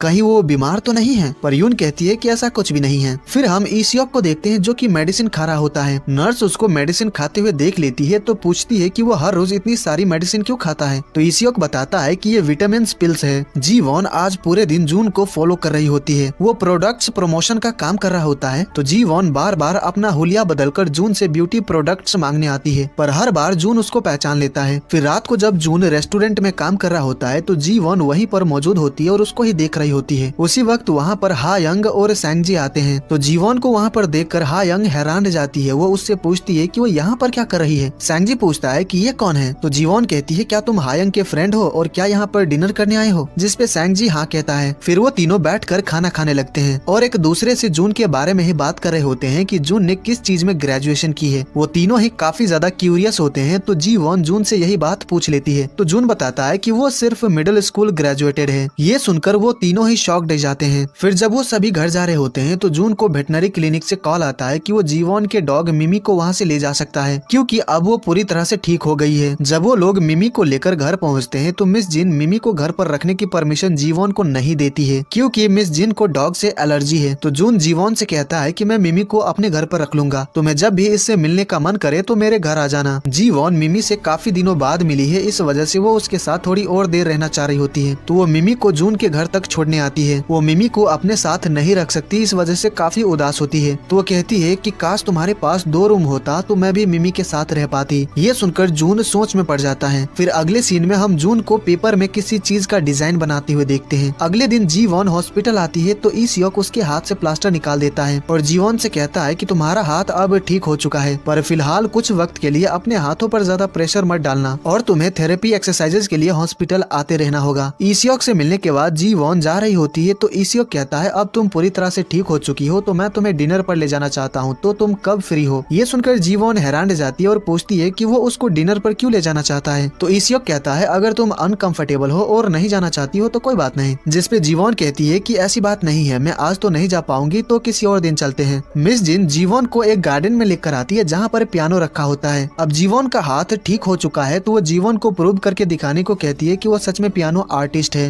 एक्सीडेंट की वजह से जीवॉन के फिंगर्स पर काफी चोट आई थी, इस वजह से वो बहुत ही बेसुरा पियानो प्ले करती है, जो सुनकर मिस जिन उसके ऊपर काफी गुस्सा करती है, क्योंकि उनको लगता है कि जीवॉन ने झूठ कहा है कि उसको पियानो प्ले करना आता है। जीवॉन पियानो अच्छा प्ले करने की बहुत कोशिश कर रही होती है, जिस वजह से उसके फिंगर्स में काफी दर्द हो रहा होता है, क्योंकि उसके फिंगर्स अब तक पूरी तरह से रिकवर नहीं हुआ है। जून ये नोटिस कर लेता है तो वो जीवॉन को रोकता है और कहता है आज के लिए इतना काफी है। जीवॉन घर आकर बहुत ज्यादा परेशान होती है क्योंकि वो पियानो अच्छे से प्ले नहीं कर पा रही है। वो जून को मैसेज करती है कि वो कुछ दिनों तक काफी बिजी रहेगी, इसलिए वो मिमी से मिलने नहीं आ पाएगी, पर इससे जून को समझ आ जाता है कि जीवॉन इस वक्त बहुत ही स्ट्रेस में है। जीवॉन हर रोज उसी पार्क में आकर देर रात तक पियानो प्रैक्टिस करती है और धीरे धीरे इम्प्रूव भी कर रही होती है। वहीं जून भी काम के बाद जीवॉन को पता चले बिना उसको फॉलो करता रहता है जब तक कि वो घर नहीं पहुंच जाती, क्योंकि वो नहीं चाहता कि जीवॉन किसी खतरे में पड़े। जीवॉन के देर रात तक बाहर रहने से जून काफी परेशान होता है, तो वो जीवॉन को एक पियानो खरीद कर देने का सोचता है, पर उसके पास उतने पैसे ही नहीं होते हैं। रात को जीवॉन उसी पार्क में पियानो प्रैक्टिस कर रही होती है, तभी वहाँ पर एक ओल्ड मैन आते हैं और जीवॉन से रिक्वेस्ट करते हैं कि वो उसके लिए एक सॉन्ग प्ले कर दे जो कि उसकी वाइफ हमेशा सुना करती थी। जीवॉन उस सॉन्ग को बहुत ही अच्छे से प्ले करती है, जो सुनकर उस ओल्ड मैन के आंखों में आंसू आ जाते हैं। उनको ये पसंद आया, इस वजह से जीवॉन बहुत खुश होती है। जीवॉन घर पहुंचकर जून को कॉल करती है और उसको सभी बातें बताती है कि उसने आज क्या क्या किया। जून कहता है क्या तुम कल मेरे घर आ सकती हो, क्योंकि मैं तुम्हें कुछ दिखाना चाहता हूँ। जिसपे जीवॉन कहती है अगर ऐसी बात है तो मैं अभी ही आती हूँ, पर जून उसको मना करता है और कल आने को कहता है। जीवॉन विंडो से तारे देख रही होती है, वही नीचे जून खड़ा होता है और जीवॉन को ही देख रहा होता है। वही जून के पीछे से कोई उसके पास आ रहा होता है। जून ये नोटिस कर लेता, वो पीछे पलट कर देखता है तो पीछे ईसियोक होता है। वो जीवॉन को देखकर कहता है तो जीवॉन यहाँ पर रहती है। उसको देखकर जून पूछता है कि क्या वो उसको फॉलो कर रहा है, तो ईसियोक बताता है कि वो भी इसी बिल्डिंग में रहता है। ये जानकर जून काफी हैरान रह जाता है। अगले दिन जीवॉन बहुत ही अच्छे से तैयार होकर पियानो एकेडमी पहुँचती है, क्योंकि वो अब पूरी तरह से ठीक हो चुकी है तो वो अब जॉब कर सकती है। पर वहाँ पर मैनेजर उसको बताती है कि अब उनको पियानो टीचर की जरूरत नहीं है। इसका मतलब जीवॉन को फिर से अपने लिए जॉब ढूंढनी होगी। इस वजह से वो काफी उदास हो जाती है, क्योंकि उसने जून और मिस जिन को ऑलरेडी बता दिया है कि उसको जॉब मिल गई है, तो वो उनको अब कैसे बताएगी कि अब उसके पास जॉब नहीं है। ये उसके लिए बहुत ही एम्बैरेसिंग है। फिर अगले सीन में हम जून को देखते हैं जो कि अपने घर के बाहर जीवॉन का इंतजार कर रहा होता है, पर वो आ ही नहीं रही होती है, जिससे वो सोच में पड़ जाता है कि वो कहाँ रह गई। जीवॉन वापस आ रही होती है तो जून को बाहर देखकर वो एक खंबे के पीछे छिप जाती है, क्योंकि जून को फेस करना उसके लिए बहुत ही एम्बैरेसिंग है। जून जीवॉन को कॉल करता है और पूछता है कि वो कहाँ पर है, तो जीवॉन बताती है कि वो रास्ते में है। पर तभी जून उसको देख लेता है तो जून कहता है क्या कुछ हुआ है, जिसपे जीवॉन कहती है नहीं तो। जून जीवॉन के पास आता है और कहता है तो फिर तुम छिप क्यों रही हो। जून को अचानक अपने पीछे देखकर जीवॉन डर जाती है। जून फिर से पूछता है कि क्या हुआ है, तो जीवॉन उसको बता देती है कि एकेडमी में उसको जॉब नहीं मिली। वो एम्बैरेसिंग फील कर रही होती है तो दौड़कर जून के घर के अंदर चली जाती है। जून ने जीवॉन के लिए रूम और बेड तैयार कर दिया होता है। ये देखकर वो सरप्राइज रह जाती है। जून कहता है अब तुम्हारा जब मन करे तुम मिमी के साथ रहने आ सकती हो। जीवॉन इससे इतना खुश होती है कि वो जून को हक करने जाती है, पर तभी उसको रियलाइज हो जाता है कि वो ये क्या कर रही है, तो वो पीछे हट जाती है और मिमी से बात करने लगती है। उसी वक्त उसके घर पे एक पियानो डिलीवर होता है, जो देखकर जीवॉन और ज्यादा खुश हो जाती है और कहती है क्या बात है, तुमने मेरे लिए पियानो भी खरीदा है। जून बताता है कि उसने पियानो नहीं खरीदा है, जो सुनकर जीवॉन हैरान रह जाती है और कहती है तो फिर किसने भेजा है। वो लोग डिलीवरी मैन से पूछते हैं तो डिलीवरी मैन बताता है कि डोडो सोलसोल लाला सोल नाम के पर्सन ने भेजा है। ये सुनकर जीवॉन शॉक्ड हो जाती है कि उसको यहाँ का एड्रेस कैसे पता चला। जून बाहर आता है और डिलीवरी मैन से पूछता है कि पियानो कहाँ से भेजा गया है। वही अंदर जीवॉन अपना सोशल मीडिया अकाउंट ओपन करती है तो उसी पर्सन का मैसेज आया होता है। उसने कहा होता है मैं उम्मीद कर रहा हूँ कि मेरा गिफ्ट तुम्हें पसंद आया होगा, 2 हफ्ते बाद जब हम मिलेंगे तब मुझे थैंक्स कह देना। ये मैसेज पढ़कर जीवॉन काफी खुश हो जाती है और सोचने लगती है कि आखिर ये है कौन। जून जीवॉन को एडवाइस देता है कि वो घर पे ही म्यूजिक एकेडमी क्यों नहीं खोल लेती। ये आइडिया जीवॉन को काफी पसंद आता है तो वो कहती है ठीक है ऐसा ही करते हैं, पर मैं तुम्हें सिर्फ आधा ही रेंट पे करूंगी। तो जून कहता है तुम्हारी फाइनेंशियल कंडीशन ठीक नहीं है और वैसे भी मुझे इस घर का रेंट पे नहीं करना पड़ता है, तो तुम्हें रेंट की चिंता करने की जरूरत नहीं है। फिर वो दोनों सोचने लगते हैं कि एकेडमी का नाम क्या रखे। जून कहता है लाला पियानो लैंड कैसा रहेगा। ये नाम जीवॉन को बहुत ही पसंद आता है। फिर अगले सीन में हम ईसियोक को देखते हैं जो कि जीवॉन को कॉल करता है डिनर के बारे में पूछने के लिए। ईसियोक ने जीवॉन को डिनर पर चलने के लिए इनवाइट किया था, पर ये बात जीवॉन भूली गई थी। वो उसको सॉरी कहती है और बताती है कि वो इन दिनों काफी बिजी रहने वाली है, इस वजह से डिनर पर नहीं जा पाएगी, क्योंकि वो खुद का पियानो एकेडमी खोलने वाली है, जिसके ओपनिंग सेरेमनी पर वो ईसियोक को भी इनवाइट करती है। उसके बाद हमें एकेडमी का ओपनिंग सेरेमनी का दिन दिखाया जाता है। वहाँ पर जीवॉन ने उन सभी लोगों को इनवाइट किया होता है जिन जिन को वो जानती है। ईसियोक जून से बात करने आता है और कहता है जीवॉन को एकेडमी खोलने देने के लिए तुम्हारा थैंक यू। जून कहता है मुझे समझ नहीं आया कि तुम मुझे क्यों थैंक्स कह रहे हो। ईसियोक कहता है क्योंकि मैं उसको लेकर चिंतित था, दरअसल उसके शादी में मैं भी मौजूद था। ये जानकर जून हैरान रह जाता है। फिर हम एक आदमी को देखते हैं जो कि दूर से जून के घर की तरफ देख रहा होता है, पर हमें उसका चेहरा नहीं दिखाया जाता है। सेरेमनी के बाद जब सभी लोग चले जाते हैं तो जीवॉन ईसियोक के गिफ्ट को देख रही होती है और ईसियोक की काफी तारीफ कर रही होती है, जो सब सुनकर जून को काफी जलन होती है। वो कहता है कितना सारा काम पड़ा है, घर की सफाई भी करनी है और तुम गिफ्ट्स देख रही हो, चलो सफाई करने में मेरी मदद करो। जीवॉन कहती है मुझे सफाई करनी नहीं आती है।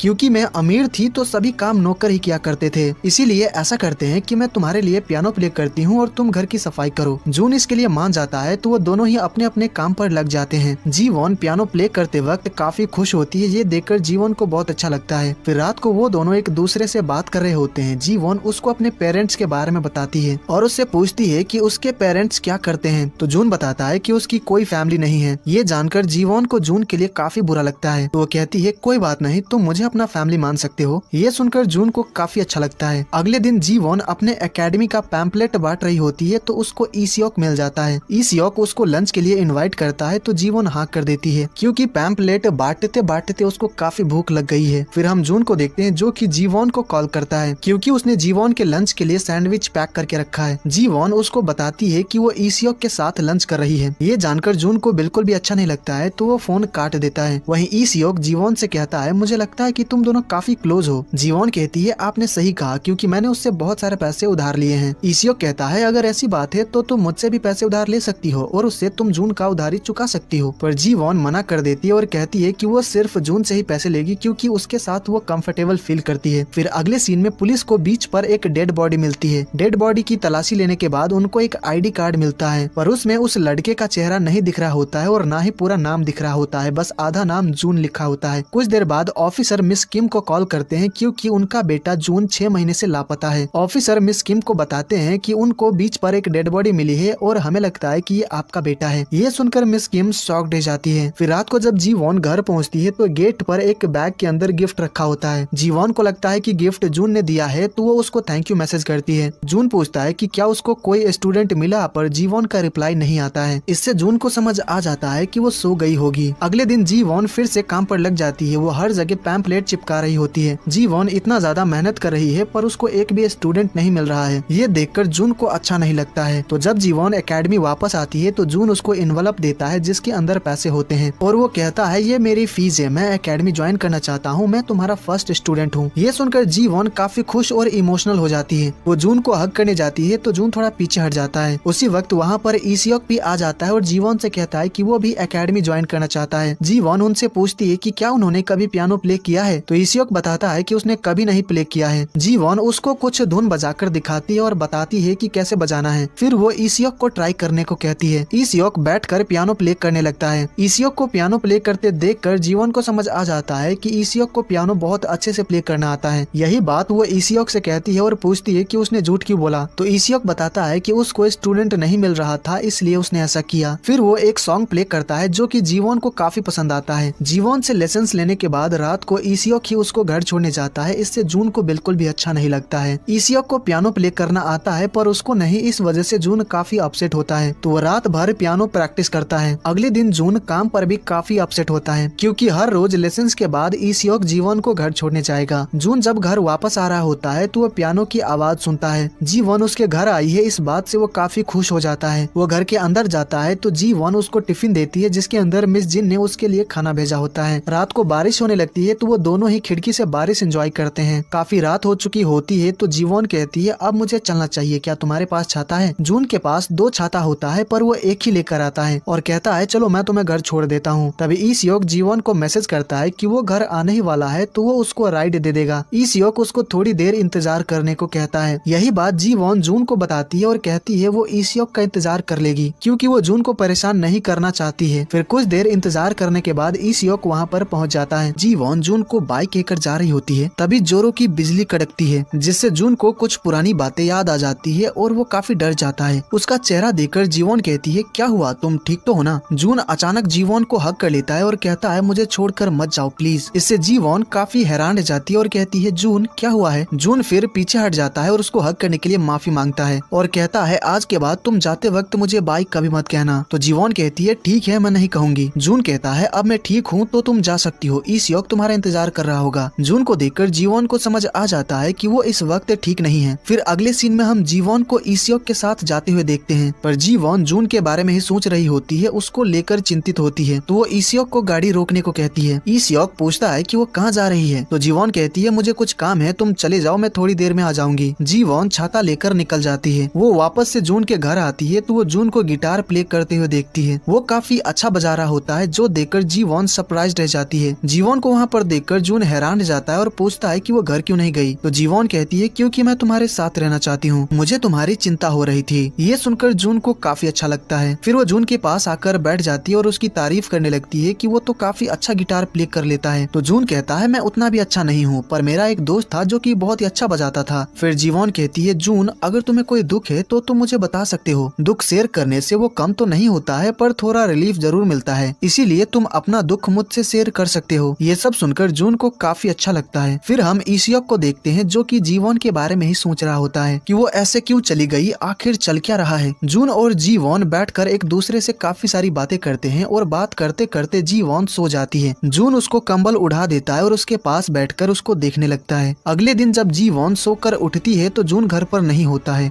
जून जीवॉन के लिए टेबल पर ब्रेकफास्ट रखकर गया होता है, जो देखकर वो काफी खुश हो जाती है और मजे से खाती है। फिर हम जून को देखते हैं जो कि मिस्टर पार्क से मिलने आता है। वो मिस्टर पार्क के घर में ही रह रहा है। मिस्टर पार्क काम कर रहे होते हैं तो जून कहता है आपकी उम्र हो चुकी है तो अब आपको काम छोड़कर आराम करना चाहिए। तो मिस्टर पार्क कहते हैं पहले तो तुम बहुत ही शांत रहते थे, पर अब काफी बोलने लगे हो और स्माइल भी करने लगे हो, तो क्या तुम उस लड़की को इतना ज्यादा पसंद करते हो। जून कहता है ऐसा कुछ भी नहीं है। तभी जून को जीवॉन का कॉल आता है तो मिस्टर पार्क स्माइल करने लगते हैं। जीवॉन उसको ब्रेकफास्ट के लिए थैंक्स कहती है। तो जून कहता है मैंने जो मीमो छोड़ा था क्या तुमने पढ़ा। जीवॉन मीमो पढ़ती है जिसमें लिखा होता है फ्लोर को क्लीन कर देना, डिशेस धो देना और बेड को भी ठीक कर देना। जीवॉन कहती है तुमने मुझे खाना इसलिए खिलाया ताकि मैं ये सारे काम करूं। जून कहता है मैं काफी बिजी हूँ और फोन काट देता है। मिस्टर पार्क जून से पूछते हैं कि पियानो एकेडमी कैसा चल रहा है। तो जून कहता है अभी तो नहीं चल रहा है, पर धीरे धीरे चलने लगेगा। उसके बाद हम मिस किम को देखते हैं जो कि पुलिस स्टेशन आई होती है। बीच पर जो डेड बॉडी मिली थी वो उनके बेटे का नहीं था, इसीलिए वो ऑफिसर को जल्दी से जून को ढूंढने को कहती है। जीवॉन मिस जिन और उनके फ्रेंड्स के साथ चिल आउट कर रही होती है। तभी उसको पता चलता है कि उसके एकेडमी में एक स्टूडेंट आया है। जब वो एकेडमी में जाती है तो हमें पता चलता है कि वो स्टूडेंट तो मिस्टर पार्क हैं। जीवॉन को याद आ जाता है कि इसी ओल्ड मैन ने उसको एक सॉन्ग प्ले करने को कहा था। मिस्टर पार्क कहते हैं मुझे वही म्यूजिक प्ले करना सीखना है जो कि मैंने तुमसे कुछ दिन पहले प्ले करने को कहा था। उसी वक्त वहाँ पर मिस जिन आती हैं तो उनसे जीवॉन को पता चलता है कि मिस्टर पार्क इस बिल्डिंग के ओनर हैं। ये जानकर जीवॉन शॉक्ड रह जाती है। उसके बाद हम सैंग जी और हायंग को देखते हैं जो कि एग्जाम देने के बाद घर लौट रहे होते हैं। हमें यहाँ पर पता चलता है कि सैंग जी बचपन से ही हायंग को लाइक करता है, पर हायंग उसकी फीलिंग्स को समझ ही नहीं पाती है, बल्कि हायंग तो जून पर फिदा है।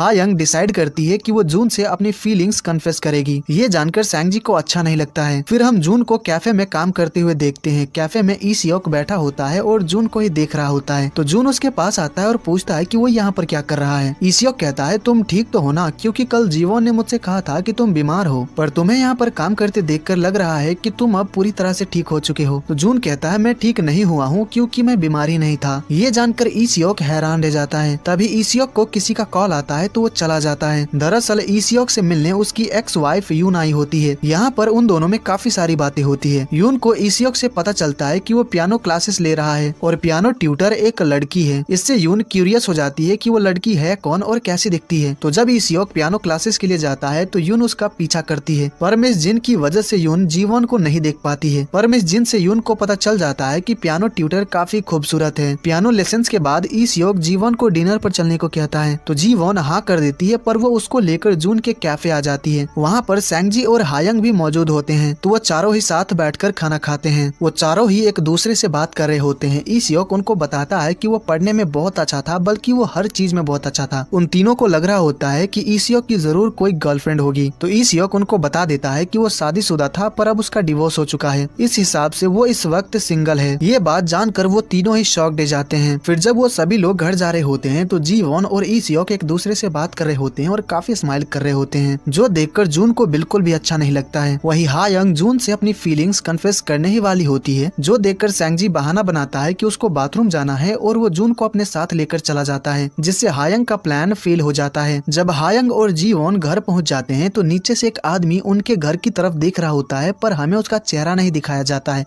फिर हम जून को घर पे देखते हैं। वो जीवोन से बात करना चाह रहा होता है पर उसको समझ ही नहीं आ रहा होता है कि वो उसको क्या मैसेज करे, इसीलिए हिम्मत करके वो सीधा उसको कॉल ही कर देता है। तो जीवोन उसको बताती है कि उसकी कार रिपेयर हो चुकी है तो कल कार लेने जाना है। जीवोन को गुड नाइट कहने में जून काफी शाय फील कर रहा होता है, इस वजह से जीवोन को काफी हंसी आती है। अगले दिन मिस किम उस आदमी से मिलती है जिनको उन्होंने जून को ढूंढने का काम सौंपा है। उसका नाम डेविड है। मिस किम डेविड को बहुत ज्यादा बातें सुनाती है और जल्दी से जून को ढूंढने को कहती है। फिर वो डेविड को कुछ पैसे देकर चली जाती हैं। फिर हम जीवोन को देखते हैं जो कि कॉफी खरीदने आती है तो उसकी मुलाकात डेविड से होती है। डेविड उसके एकेडमी के पैम्पलेट को देख रहा होता है तो जीवोन को लगता है कि ये आदमी इंटरेस्टेड है तो वो उसको एकेडमी ज्वाइन करने के लिए पूछ लेती है। डेविड कहता है ठीक है, मैं इसके बारे में सोचूंगा और चला जाता है। जून ने भी उन दोनों को बात करते हुए देख लिया था तो वो जीवोन से कहता है अनजान आदमी से बात करना अच्छी बात नहीं है, इसीलिए फिर कभी ऐसा मत करना। फिर जीवोन और जून गैरेज आते हैं कार लेने के लिए। जीवोन कहती है कि वो एक दिन इस कार के साथ रहेगी फिर अगले दिन बेच देगी। जीवोन जून को ड्राइव करने को कहती है तो जून बताता है कि उसके पास लाइसेंस नहीं है। तो जीवोन ही कार ड्राइव करती है और जून को काम पर छोड़ देती है। रात को जीवोन अपने कार में ही सोती है क्योंकि वो इस कार से बहुत ज्यादा ही अटैच्ड हो गई है। फिर अगले दिन जीवोन अपनी कार को बेचने आती है। सभी काम हो चुका होता है, सारे पेपर्स भी रेडी होते हैं, पर जीवोन का साइन करने का मन ही नहीं कर रहा होता है क्योंकि वो कार नहीं बेचना चाहती है। पर अब उसके पास और कोई ऑप्शन नहीं है, सोचकर पेपर साइन करने ही वाली होती है तभी वहाँ पर जून आ जाता है और उसको रोक लेता है। वो जीवोन को कार नहीं बेचने देता है। वो जीवोन से कहता है कि वो जितना टाइम लेना चाहती है ले सकती है, उसका जब मन करे तब वो पैसे लौटा सकती है। ये जानकर जीवोन बहुत ज्यादा खुश हो जाती है। तभी जून कहता है पर मेरी एक शर्त है, तुम्हें मेरा ड्राइवर बनकर रहना होगा, मुझे कहीं भी जाना आना होगा तो तुम्हें अपनी कार से मुझे छोड़ना होगा। जीवोन मना नहीं करती है, वो इसके लिए मान जाती है। फिर वो दोनों एक जगह पर आते हैं जहाँ से शहर का खूबसूरत नजारा दिख रहा होता है। यहाँ पर जून कहता है मैंने कार बेचने से तुम्हें इसलिए रोका क्योंकि मुझे पता है कि अपनी कीमती चीज खोकर कैसा लगता है। वो ये भी बताता है कि उसने अपने जिस फ्रेंड के बारे में बताया था वो मर चुका है। वो काफी इमोशनल हो जाता है तो जीवोन कहती है अगर तुम्हें रोने का मन करे तो रो लेना चाहिए क्योंकि इससे मन का बोझ थोड़ा हल्का हो जाता है। ये सुनकर जून काफी रोने लगता है और उसको रोते देखकर जीवोन को भी रोना आ जाता है। अगले दिन ई सियोक सियोल के हॉस्पिटल में कुछ काम से आया होता है तो वहाँ पर उसका फ्रेंड मिल जाता है जो कि उसी हॉस्पिटल में काम करता है। हॉस्पिटल के दीवार पर एक फोटो के अंदर ई सियोक जून को देखता है तो अपने फ्रेंड से पूछता है कि क्या वो इसको जानता है। तो उसका फ्रेंड बताता है कि ये डायरेक्टर का इकलौता बेटा है जिसको वो डॉक्टर बनाना चाहते हैं क्योंकि वो पढ़ाई में बहुत अच्छा है। इस वक्त वो 12th ग्रेड में है। ये सब जानकर ई सियोक शॉक्ड हो जाता है। ई सियोक को याद आ जाता है कि वो एक बार जून से टकराया था, इसीलिए उसको वो जाना पहचाना लग रहा था। फिर हम जीवोन और जून को देखते हैं। जीवोन को लगता है कि जून की हाइट थोड़ी बढ़ गई है तो वो उसकी हाइट चेक करने लगती है कि इस उम्र में उसकी हाइट कैसे बढ़ सकती है। जीवोन जून के काफी करीब होती है, इस वजह से वो बहुत ही अनकंफर्टेबल फील कर रहा होता है। हाइट चेक करने के चक्कर में जीवोन गिरने वाली होती है तो जून उसको पकड़ लेता है। वो दोनों ही एक दूसरे के बेहद करीब होते हैं और एक दूसरे को ही देख रहे होते हैं और उन दोनों में किस होने ही वाला होता है। तभी जीवोन को छींक आ जाती है और उसका सिर जून के नाक से टकरा जाता है जिससे जून को चोट लग जाती है और उसके नाक से खून आने लगता है, जो देखकर जीवोन काफी घबरा जाती है और जल्दी से जून को टिश्यू पेपर देती है ताकि खून को साफ कर सके। जून उससे कहता है तुमने ये मेरे साथ दूसरी बार किया है। तो जीवोन उससे बार बार सॉरी कहने लगती है। सॉरी बोलते वक्त जीवोन काफी क्यूट लग रही होती है जो देखकर जून के चेहरे पर स्माइल आ जाती है। फिर हम ई सियोक को देखते हैं जो कि जून के बारे में ही सोच रहा होता है। उसको जून के बारे में काफी कुछ पता चल गया है तो वो यही सोच रहा होता है कि उसको क्या जीवोन को सब कुछ बता देना चाहिए। वहीं जीवोन भी जून के बारे में ही सोच रही होती है। उसके और जून के बीच किस होने वाला था यही मोमेंट उसके मन में बार बार आ रहा होता है, पर जैसे तैसे करके वो इस चीज से अपना ध्यान हटाती है और ये सोचने लगती है कि इस उम्र में जून की हाइट कैसे बढ़ सकती है। वो इसके बारे में इंटरनेट पर सर्च करती है पर उसको कोई एक्यूरेट जवाब नहीं मिलता है तो वो मिस जिन के पास जाने का डिसाइड करती है, पर वो अचानक उनके सैलून में एंटर करती है जिससे वहाँ पर मौजूद सभी लोग डर जाते हैं। वहाँ पर एक हैंडसम कस्टमर होता है जिसके बाल मिस जिन घबराहट में कुछ ज्यादा ही कट कर देती है। जीवोन मिस जिन से पूछती है कि लड़कों की हाइट किस उम्र में बढ़ना बंद हो जाती है, पर उन सभी के पास भी कोई एक्यूरेट जवाब नहीं होता है। उसके बाद हम जीवोन, मिस जिन और हायंग को घर पे देखते हैं। मिस जिन काफी थक गई होती हैं तो उनका खाना बनाने का मन नहीं होता है। वहीं हायंग और जीवोन को खाना बनाना ही नहीं आता है, पर उनके घर पे सैंगजी भी मौजूद होता है जिसको वो लोग खाना बनाने को कहते हैं क्योंकि सैंगजी को बहुत अच्छा खाना बनाना आता है। तो सैंगजी उनके लिए खाना बनाता है तो वो तीनों ही मजे से खाते हैं। मिस जिन उन सभी को उस हैंडसम कस्टमर के बारे में बताती हैं कि वो कस्टमर बहुत ही काइंड पर्सन था, उसने उनके ऊपर गुस्सा नहीं किया जबकि उन्होंने उसके बाल खराब कर दिए। तो जीवोन कहती है ये काफी अजीब है, वो कस्टमर कुछ ज्यादा ही अच्छा इंसान था। ई सियोक जून के कैफे आता है और उससे कहता है कि उसको उससे बात करनी है। जून पूछता है कि वो क्या बात करना चाहता है। तो ईसियोक कहता है मेरे मन में बहुत कुछ चल रहा है, मैं बहुत कुछ कहना चाहता हूँ पर मुझे समझ नहीं आ रहा है कि मैं शुरू कहाँ से करूँ,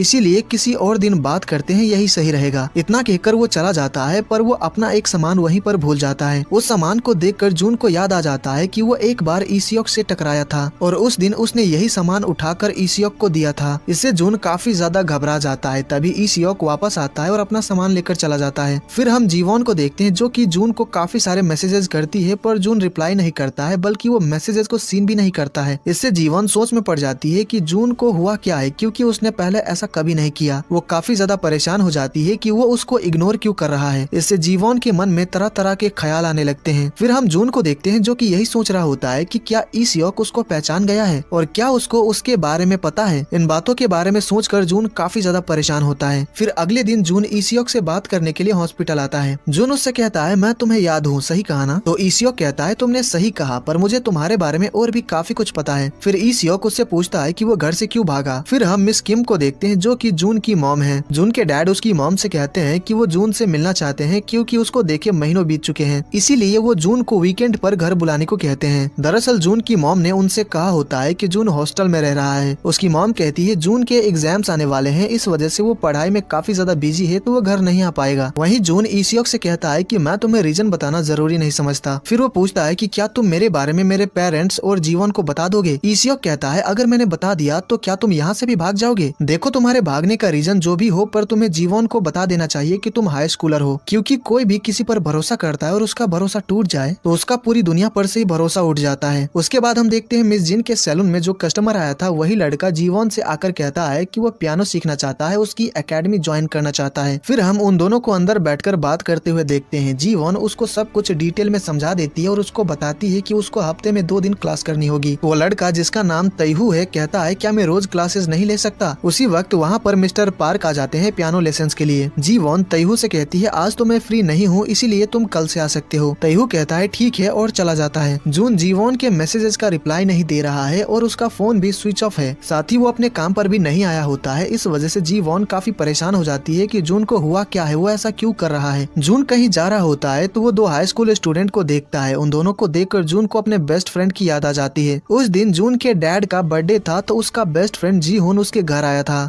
उसके डैड काम की वजह से ऑफिस में ही थे तो वो लोग उनका काफी देर तक इंतजार करते हैं, पर जब वो नहीं आते हैं तो जी हुन अपने घर के लिए निकल जाता है। जी हुन बाय कहे बिना ही जा रहा होता है तो जून उसको बाय कहने के लिए उसके पीछे आता है। जी हुन रोड क्रॉस कर रहा होता है तो जून उसको बाय कहता है तो जी हुन भी उसको बाय कहने के लिए रुक जाता है, पर तभी एक ट्रक से उसका एक्सीडेंट हो जाता है जिसकी वजह से उसकी मौत हो जाती है। यहाँ से कुछ दिन बीत जाते हैं। जून एग्जाम में टॉप करता है जिसकी वजह से सभी स्टूडेंट्स जून के बारे में गॉसिप करने लगते हैं कि जून ने ही जी हुन को मरवाया होगा ताकि फर्स्ट आ सके, क्योंकि जून हमेशा ही सेकंड आया करता था, जून फर्स्ट आया करता था। जीहुन की मौत और स्टूडेंट्स उसके बारे में जो बातें कर रहे हैं इन सब की वजह से जून डिप्रेशन में चला जाता है। फिर जब अगला एग्जाम होता है तो जून हर सब्जेक्ट में 0 स्कोर करता है, वो एग्जाम में फेल हो जाता है। इस वजह से जून के डैड उसके ऊपर बहुत ज्यादा गुस्सा करते हैं और उसको थप्पड़ भी मारते हैं और कहते हैं कि तुम्हारा दोस्त ही तो मरा है, इसमें कौन सी बड़ी बात है। तो जून कहता है वो आपकी वजह से मरा है क्योंकि वो आपका बर्थडे सेलिब्रेट करने के लिए आया था पर आप नहीं आए। उसके डैड कहते हैं मैंने उसको इंतजार करने को नहीं कहा था तो उसकी मौत मेरे सिर मत डालो, तुम्हें आगे चलकर डॉक्टर बनना है तो जल्दी से वापस नॉर्मल हो जाओ। पर जून कहता है कि मैं आपका कोई भी बात नहीं मानने वाला, बल्कि मैं कुछ भी नहीं करूंगा। ये सुनकर उसके डैड गुस्सा हो जाते हैं और फिर से जून को मारने वाले होते हैं, पर उसकी मॉम उसको बचा लेती है। अगली सुबह जब उसकी मॉम उसके कमरे में आती है तो जून कमरे में नहीं होता है, खिड़की खुली हुई होती है जिससे उनको समझ आ जाता है कि जून घर से भाग गया है। इससे वो काफी ज्यादा परेशान हो जाती है। Now back to the present. Ji Won काफी मेहनत करने के बाद जून को ढूंढ ही लेती है। वो उससे पूछती है कि वो मैसेजेस का रिप्लाई क्यों नहीं दे रहा है और उसका फोन क्यों स्विच ऑफ है, आखिर बात क्या है। जून कहता है अगर मैं अचानक गायब हो जाऊं तो तुम्हें कैसा लगेगा। ये सुनते ही जीवन का चेहरा उतर जाता है। वो कहती है मैं बहुत ज्यादा सैड हो जाऊंगी, पर तुम आखिर ऐसा क्यों करोगे। तो जून कहता है कोई है जिसकी वजह से मैं बहुत ज्यादा परेशान हूँ, इस वक्त मैं अकेला रहना चाहता हूँ, तो क्या तुम मुझे अकेला छोड़ सकती हो। ये सुनकर जीवन को काफी बुरा लगता है। वो काफी ज्यादा सैड हो जाती है क्योंकि उसको ऐसा लग रहा होता है कि जून उसके बारे में बात कर रहा था। जीवन वापस एकेडमी आती है तो बाहर एक बच्चा खड़ा होता है, पर जैसे ही वो जीवन को देखता है तो भागने लगता है। जीवन कहती है भागो मत, मैं तुम्हें नहीं डांटूंगी।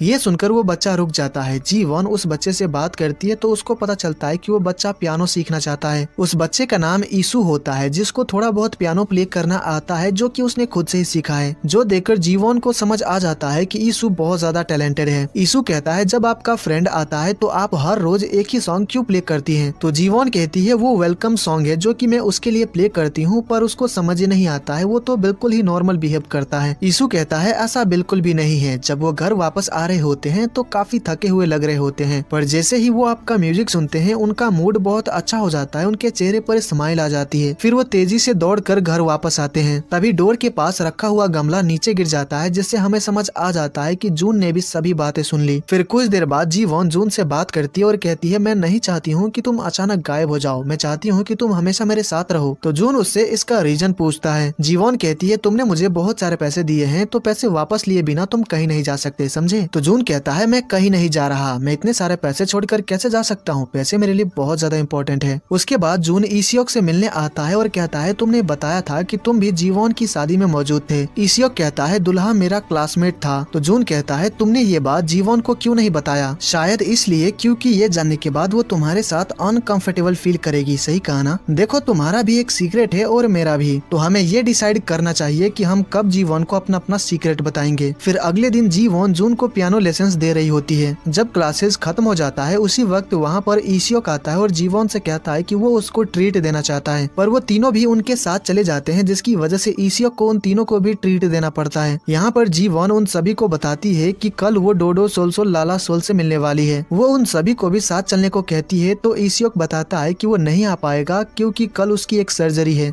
फिर अगले दिन हायंग जीवॉन को बहुत अच्छे से तैयार करती है। वहीं जून भी बहुत अच्छे कपड़े पहनता है। डेविड बस टर्मिनल पर आकर जून के बारे में पूछताछ कर रहा होता है, तो उसको एक आदमी से पता चल जाता है कि जून ने मिस्टर पार्क की जान बचाई थी। डेविड पूछता है कि क्या उसको मिस्टर पार्क के घर का एड्रेस पता है, तो वो आदमी हाँ कहता है। फिर हम देखते हैं कि जीवॉन एक जगह पर आकर डोडो सोलसोल लाला सोल का वेट कर रही होती है। वहीं थोड़ी ही दूरी पर मिस जिन, हायंग और सैंगजी भी बैठे होते हैं। कुछ देर वेट करने के बाद वहाँ पर कोई आता है जिसने सूट पहना होता है। हमें उसका चेहरा नहीं दिखाया जाता है कि डेविड उस आदमी से मिस्टर पार्क का एड्रेस लेने के बाद वो मिस्टर पार्क के पास पहुंचता है। वहीं जीवॉन डोडो सोलसोल लाला सोल का वेट कर रही होती है, तो वहाँ पर तैहू आता है, जिसको देखकर वो सभी लोग शॉक दे जाते हैं। तैहू जीवॉन के पास आता है तो जीवॉन कहती है मुझे कोई आइडिया नहीं था कि वो तुम हो, आखिर तुम मुझे कब से जानते हो? तैहू बोलने वाला होता है, तभी जीवॉन फिर से बोल पड़ती है और कहती है तुमने इतनी देर क्यों लगा दी, तुम्हें मुझे पहले ही बता देना चाहिए था ना। उसी वक्त वहाँ पर ईसियोक भी आ जाता है, तो जीवॉन कहती है आपने तो बताया था कि आपकी आज एक सर्जरी है। ईसियोक कहता है सर्जरी खत्म हो गई इसीलिए मैं आ गया, और तैहू के बारे में पूछता है कि ये कौन है। तो जीवॉन उसको बताती है कि ये डोडो सोलसोल लाला सोल है। ये जानकर ईसियोक हैरान रह जाता है। वो जीवॉन से कुछ कहना चाह रहा होता है, पर तभी जीवॉन तैहू से बात करने लगती है और उसको थैंक्स कहने लगती है उसके लिए इतना कुछ करने के लिए। जीवॉन ईसियोक को बोलने का मौका ही नहीं दे रही होती है। तभी तैहू कहता है लगता है तुम्हें कोई गलतफहमी हो गई है, तुम जिसका इंतजार कर रही हो मैं वो पर्सन नहीं हूँ। जीवॉन उससे पूछती है तो फिर तुम यहाँ पर क्या कर रहे हो? तो तैहू बताता है कि वो अक्सर इस कैफे में कॉफी पीने आता रहता है। ईसियोक कुछ कहना चाह रहा होता है, पर मिस जिन उसको बोलने नहीं देती हैं और उसको अपने साथ बिठा लेती हैं। जीवॉन काफी उदास हो जाती है और कहती है वो आएगा भी कि नहीं। तो सैंगजी कहता है थोड़ी देर और वेट करके देख लेते हैं कि वो आता है कि नहीं। हायंग कहती है कि जून अब तक क्यों नहीं आया, क्या वो आना भूल गया? फिर हम जून को देखते हैं जो कि मिस्टर पार्क के पास आता है और उनसे पूछता है कि बात क्या है। मिस्टर पार्क कहते हैं तुम्हें ढूंढते हुए एक आदमी आया था, तो मैंने उसको बताया कि तुम 1 महीने पहले यहाँ से जियोंगजू सिटी चले गए अपने फ्रेंड के पास, तुम्हारी फैमिली तुम्हें ढूंढ रही है, तो तुम्हें नहीं लगता कि तुम्हें उनके पास लौट जाना चाहिए? जून कहता है जब टाइम आएगा तो मैं चला जाऊंगा, पर अभी नहीं। रात को हम जीवॉन को घर पे देखते हैं और वो उदास होती है क्योंकि डोडो सोलसोल लाला सोल उससे मिलने नहीं आया था। वो अपना सोशल मीडिया चेक कर रही होती है, तो तभी उसको उसका मैसेज आता है। उसने कहा होता है कि कुछ बहुत ही जरूरी काम की वजह से वो नहीं आ पाया। उसने माफी भी मांगा होता है, साथ ही ये भी कहा होता है कि वो हमेशा ही उसको सपोर्ट करता रहेगा। इस मैसेज को देखकर जीवॉन खुश हो जाती है। वही हम तैहू को देखते हैं, उसके रूम में जीवॉन और काफी सारी लड़कियों की फोटोज लगी होती है। अब तैहू का इंटेंशन क्या है वो तो हमें आगे ही पता चलेगा। जीवॉन सोने के लिए अपने रूम में आई होती है, तो वो डोडो सोलसोल लाला सोल के पुराने कमेंट्स को पढ़ने लगती है। उन कमेंट्स में जो लिखा होता है उससे जीवॉन को कुछ याद आ जाता है, तो वो जल्दी से जून के घर आती है और ईसियोक ने उसको जो गिफ्ट दिया था उस पर लिखा हुआ विशेष पढ़ती है और सोशल मीडिया पर डोडो सोलसोल लाला सोल का भी विशेष पढ़ती है, तो दोनों ही बहुत ज्यादा सिमिलर होता है। वो ईसियोक की सारी बातों को याद करती है, जिससे उसको ये समझ आता है है कि ईसियोक ही डोडो सोलसोल लाला सोल है। उसी वक्त जून भी घर आ जाता है तो जीवन उससे कहती है तुम आज पूरे दिन कहाँ थे, तुमने मेरा फोन भी नहीं उठाया। जून कहता है मुझे माफ करना, अचानक कुछ जरूरी काम आ गया था। फिर वो पूछता है कि क्या वो उस पर्सन से मिली। जीवन कहती है मैं उससे मिल तो नहीं पाई, पर मुझे लगता है कि मैं जानती हूँ कि वो कौन है। जीवन उसको बताती है कि वो ईसियोक है और उसको क्यों ऐसा लगता है वो भी बताती है। जो सुनकर जून कहता है तुम जो कह रही हो उस हिसाब से वो पर्सन तो मैं भी हो सकता हूँ, क्योंकि जरूरी काम की वजह से मैं भी वहाँ पर नहीं आया था, इसीलिए बेकार की बातें सोचना बंद करो क्योंकि ईसियोक वो पर्सन नहीं हो सकता। तो जीवन कहती है लगता है तुम्हें जलन हो रही है और वो वहाँ से चली जाती है। अगले दिन जब ईसियोक काम पर जा रहा होता है तो जीवन उसके पास आती है और उसको लंच के लिए इनवाइट करती है। ये सुनकर ईसियोक सरप्राइज्ड रह जाता है, पर वो कहता है कि वो आज बहुत ज्यादा बिजी रहने वाला है तो उसके साथ लंच नहीं कर पाएगा। तो जीवन उससे पूछती है कि वो लंच में क्या खाना चाहेगा, क्योंकि वो लंच बनाकर हॉस्पिटल भिजवा देगी। फिर लंच टाइम पर ईसियोक के लिए लंच आ गया होता है, जो देखकर वो बहुत ज्यादा खुश हो जाता है कि जीवन ने उसके लिए लंच बनाकर भेजा है। पर वो लंच जीवन ने नहीं बल्कि मिस जिन ने बनाया होता है, जो कि ईसियोक को पता नहीं होता है। जीवन एक एकेडमी में बहुत सारे स्टूडेंट्स को देखती है तो उसको टीचर से रीजन पता चलता है कि यहाँ के एक स्टूडेंट ने कंपटीशन में फर्स्ट प्राइज जीता है, इस वजह से पेरेंट्स अपने बच्चे को यहाँ पर भेज रहे हैं। जिससे जीवन भी सोचने लगती है कि वो भी अपने किसी एक स्टूडेंट को कंपटीशन के लिए तैयार करेगी और फर्स्ट प्राइज जीतेगी। वो अपने सारे स्टूडेंट्स के बारे में सोचती है तो कंपटीशन के लिए उसको सबसे बेस्ट कैंडिडेट ईसू लगता है। वो इसी को लेकर सपना भी देखने लगती है कि ईसू कंपटीशन जीत जाता है और उसके एकेडमी में बहुत सारे स्टूडेंट्स आने लगते हैं। पर तभी जून उसको नींद से जगा देता है। जीवन जून को अपना सारा प्लान बताती है और कहती है ईसू एकेडमी आ ही नहीं रहा है जब से मैंने उसको अपने पेरेंट्स को लाने को कहा था। उसी वक्त तैहू भी आ जाता है पियानो क्लासेस के लिए। जून को काम पर जाना होता है तो वो चला जाता है। जून को तैहू काफी सस्पिशियस लगता है। जब भी वो उसको देखता है तो उसको अजीब लगता है। जून की मॉम मिस्टर पार्क से मिलने आती हैं और उनसे जून के बारे में पूछती हैं और ये भी पूछती है कि जब वो यहाँ से गया था तो उसके पास पैसे थे कि नहीं। तो मिस्टर पार्क बताते हैं कि उन्होंने उसको कुछ पैसे दे दिए थे। जून की मॉम उनको कुछ पैसे देती हैं जून को अपने घर पर रखने के लिए और अपना बिजनेस कार्ड देकर कहती है अगर उनको जून के बारे में कुछ भी पता चले तो उनको बता दे। तभी डेविड की नजर लाला लैंड के बैग पर जाती है तो वो कहता है मैं जल्द ही आऊंगा। फिर हम जून और जीवन को देखते हैं जो कि ऐसी खरीदने आए होते हैं। जीवन उससे रीजन पूछती है तो जून बताता है कि वो मिमी के लिए खरीद रहा है क्योंकि घर में काफी गर्मी है, पर असल रीजन ये होता है कि वो जीवन के लिए खरीद रहा होता है क्योंकि वो नहीं चाहता कि जीवन गर्मी में रहे। जीवन उसकी तारीफ करने लगती है कि वो कितना अच्छा है, कितना क्यूट है, कितना ज्यादा हैंडसम है, सबकी कितनी ज्यादा मदद करता रहता है। तो जून कहता है मैंने तुमसे कहा था ना कि मेरे सामने तुम मेरी तारीफ मत किया करो। उन दोनों को देखकर सेल्समैन को लगता है कि वो दोनों न्यूली मैरिड कपल हैं। ये सुनते ही जीवन फौरन मना कर देती है कि ऐसा कुछ भी नहीं है। एसी का बजट जून के पास नहीं होता है तो वो एक फैन खरीद लेता है। जब वो दोनों घर पहुँचते हैं तो जून से मिलने मिस्टर पार्क आए होते हैं। तो जून जीवन को घर चले जाने को कहता है। मिस्टर पार्क जून को सारी बात बता देते हैं कि उसकी मॉम उनसे मिलने आई थी और उसके बारे में पूछ रही थी। जून की मॉम ने जो पैसे मिस्टर पार्क को दिए थे, मिस्टर पार्क वो पैसे जून को दे देते हैं। तो जून मिस्टर पार्क को रेंट के तौर पर वो पैसे रख लेने को कहता है। उसके बाद जब जून जीवन के मैसेज देख रहा होता है तो वो ईसू को जाते हुए देखता है। वहीं ईसियोक जीवन को लंच बॉक्स वापस करने आता है तो वो आइसक्रीम भी लेकर आया होता है जो कि वो दोनों साथ में खाते हैं और यहाँ पर उन दोनों में बहुत सारी बातें भी होती हैं। अगले दिन जून जीवन को ईसू के घर लेकर आता है तो उनको पता चलता है कि ईसू की मॉम इस दुनिया में नहीं है और उसके डैड पूरे दिन काम करते रहते हैं और रात को लेट से घर आते हैं। जीवन उससे कहती है कि उसको अपने पेरेंट्स को लेकर आने की जरूरत नहीं है, वो अकेले ही आ सकता है और साथ ही वो उसको फ्री में पियानो सिखाएगी। इससे ईसू बहुत खुश हो जाता है। फिर अगले सीन में हम देखते हैं हायंग जून को बता देती है कि वो उसको लाइक करती है, पर जून उसको मना कर देता है ये बोलकर कि वो किसी और को पसंद करता है। हायंग पूछती है क्या मैं उस इंसान को जानती हूँ, जिसका जवाब जून नहीं देता है और चला जाता है। जून ने उसको रिजेक्ट कर दिया, इस वजह से वो बहुत ज्यादा रोती है। वो कहती है मुझे पता है कि वो लड़की जीवन है, मैं उसको अपने घर से निकाल दूंगी। सैंगजी कहता है अगर तुम ऐसा करोगी तो वो सीधा जून के पास ही जाएगी और उसके घर पर ही रहेगी। एक कहावत है कि अपने दुश्मन को जितना अपने करीब रखोगे उतना ही अच्छा है, और वैसे भी मुझे ऐसा लगता है कि ईसियोक और जीवन के बीच कुछ तो चल रहा है। ये जानने के बाद अगले दिन हायंग ईसियोक और जीवन को मूवी थिएटर बुलाती है, पर वो और सैंगजी नहीं जाते हैं। वो फोन करके बता देती है कि कुछ काम की वजह से वो दोनों नहीं आ पाएंगे। ईसियोक कहता है अब हम यहाँ आ ही चुके हैं तो मूवी देख ही लेते हैं। वहीं जून घर पर जीवन का वेट कर रहा होता है। काफी देर तक वेट करने के बाद वो उसको कॉल करता है पर वो फोन नहीं उठाती है। तो जून हायंग को कॉल करके पूछता है कि जीवन घर पर ही है ना, क्या वो सो गई है। हायंग उसको बता देती है कि जीवन घर पर नहीं है, वो ईसियोक के साथ मूवी देखने गई है। ये जानकर उसको बिल्कुल भी अच्छा नहीं लगता है। वो अपनी साइकिल लेकर थिएटर जाने लगता है। उसे सैंगजी की बात याद आती है। उसने कहा था कि हायंग को पता है कि तुम जीवन को पसंद करते हो, तो वो अपनी पूरी कोशिश करने वाली है कि जीवॉन ईसियोक को पसंद करने लगे क्योंकि शायद ईसियोक जीवॉन को पसंद करता है। मूवी का एक हॉरर सीन देखकर जीवॉन काफी डर जाती है और उसका फोन नीचे गिर जाता है। जीवॉन फोन उठाने जाती है तो ईसियोक उसका हाथ पकड़ लेता है, जिससे वो काफी ज्यादा सरप्राइज्ड हो जाती है।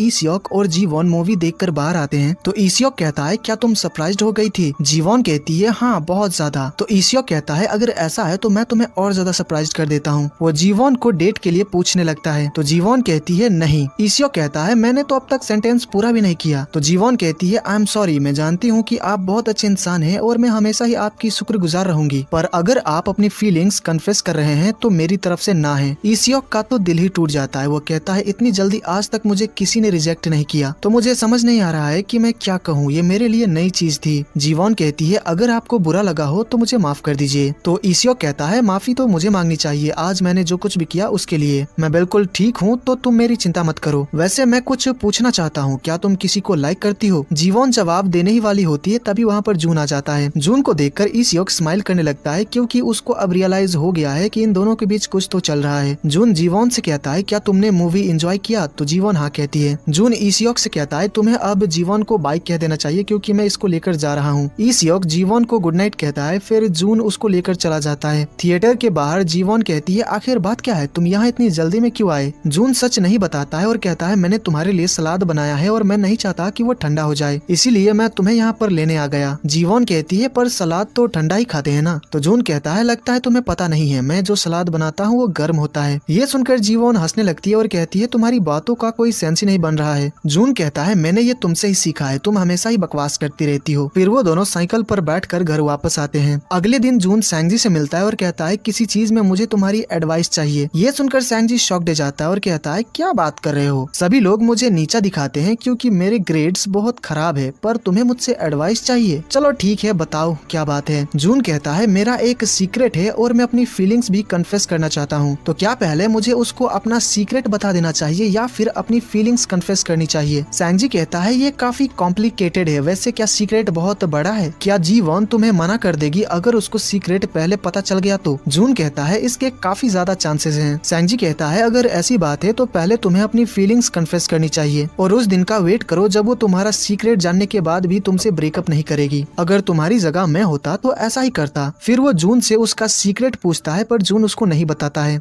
जून एक म्यूजिक बुक खरीदता है जिसकी मदद से वो रात को पियानो प्रैक्टिस करता रहता है। जीवॉन आज जून से नहीं मिल पाई थी तो वो उसको फोन करती है और उससे मिलने के लिए बहाना बनाती है कि उसका फेस क्रीम खत्म हो गया है, तो उसके घर पर जो फेस क्रीम रखा हुआ है क्या वो उसको लाकर दे सकता है। जून मना कर देता है पर वो जल्दी से फेस क्रीम ढूंढने लगता है। जीवॉन कहती है, मेरी आवाज सुनकर तुम्हें बहुत खुशी हुई होगी, पर जून कहता है, बिल्कुल नहीं। जीवॉन कहती है, तुम्हें फोन पर भी झूठ बोलना नहीं आता है। फिर वो जून को गुड नाइट कहकर कॉल कट करने ही वाली होती है तो जून उसको बताता है कि वो फेस क्रीम लेकर आ रहा है। जीवॉन बहुत ज्यादा खुश होकर जल्दी से नीचे आती है तो जून दौड़ते हुए वहाँ पर पहुँचता है और वो फेस क्रीम जीवॉन को दे देता है। जीवॉन उसको थैंक्स कहती है और उसको परेशान करने के लिए माफी भी मांगती है। तो जून कहता है, तुम्हें फेस क्रीम देना था इसलिए नहीं आया, बल्कि मैं तो तुम्हें देखना चाहता था क्योंकि मैं तुम्हें मिस कर रहा था। ये सुनकर जीवॉन काफी सरप्राइज्ड रह जाती है पर वो काफी खुश भी होती है। जून जीवॉन के थोड़ा करीब आता है जिससे वो बहुत नर्वस हो जाती है कि ये कुछ करने तो नहीं वाला, पर जून उसको गुड नाइट बोलकर जाने लगता है पर थोड़ी दूर जाते ही वो फिर से रुक जाता है। वो वापस से जीवॉन के पास आता है और अपनी फीलिंग्स कन्फेस करने की कोशिश करता है पर वो नहीं कर पाता है। अगले दिन तैहू पियानो लेसन्स के लिए आया होता है तो जीवॉन उससे कहती है कि वो रोज उसको सिर्फ 1 घंटा ही सिखा पाएगी क्योंकि उसको अपने एक स्टूडेंट को कंपटीशन के लिए तैयार करना है, इसीलिए वो ईसू को ज्यादा टाइम देने वाली है ताकि आगे चलकर उसके एकेडमी में और भी स्टूडेंट्स आए। ये सुनकर तैहू कहता है, मैं नहीं चाहता कि यहाँ पर बहुत सारे स्टूडेंट्स आए। ये सुनकर जीवॉन हैरान रह जाती है और तैहू को ही देख रही होती है तो तैहू कहता है, मेरा मतलब ये था कि मैं नहीं चाहता कि तुम बहुत बिजी हो जाओ क्योंकि इससे मुझे तुम कम टाइम दे पाओगी। तैहू की बातें जीवॉन को बहुत ज्यादा अजीब लगती है। लेसन्स के बाद जब तैहू जा रहा होता है तो बाहर वो ईसू से टकरा जाता है। ईसू उससे माफी मांगकर अंदर चला जाता है। वहीं तैहू काफी गुस्से में वहाँ से जाता है। जीवॉन ईसू को पियानो सिखाना स्टार्ट कर देती है और ईसू थोड़ा बहुत अच्छा भी कर रहा होता है। वहीं तैहू का कोई पीछा कर रहा होता है जो कि वो नोटिस कर लेता है, पर जब वो रुक कर आस पास देखता है तो वहाँ पर कोई भी नहीं होता है। ईसियोक से मिलने हायंग हॉस्पिटल आती है और कहती है आप जीवन को लेकर ऐसे ही हार मान लेंगे, आपको कुछ करना चाहिए। इसियोक उसको बता देता है कि जीवन ने उसको रिजेक्ट कर दिया है। ये सुनकर हायंग शॉक्ड जाती है। हायंग का प्लान फेल हो गया, इस वजह से वो बहुत सैड होती है। तो सैंगजी के साथ कैरियोके आकर सैड सॉन्ग्स गाती है और बहुत रोती है। यहाँ से दिन बीतते जाते हैं। जीवॉन ईसू को कंपटीशन के लिए तैयार करने में बहुत ज्यादा मेहनत कर रही होती है। वहीं जून भी पियानो सीखने में बहुत मेहनत कर रहा होता है। वहीं डेविड उस हॉस्पिटल में पहुंच जाता है जहाँ पर इसियोक काम करता है। यहाँ पर पूछताछ करने पर डेविड को पता चलता है कि जून इस हॉस्पिटल में एक लड़की के साथ आया था जिसका नाम जीवॉन था। वो एक पियानिस्ट थी और उसने अब खुद का एक पियानो एकेडमी भी खोला है।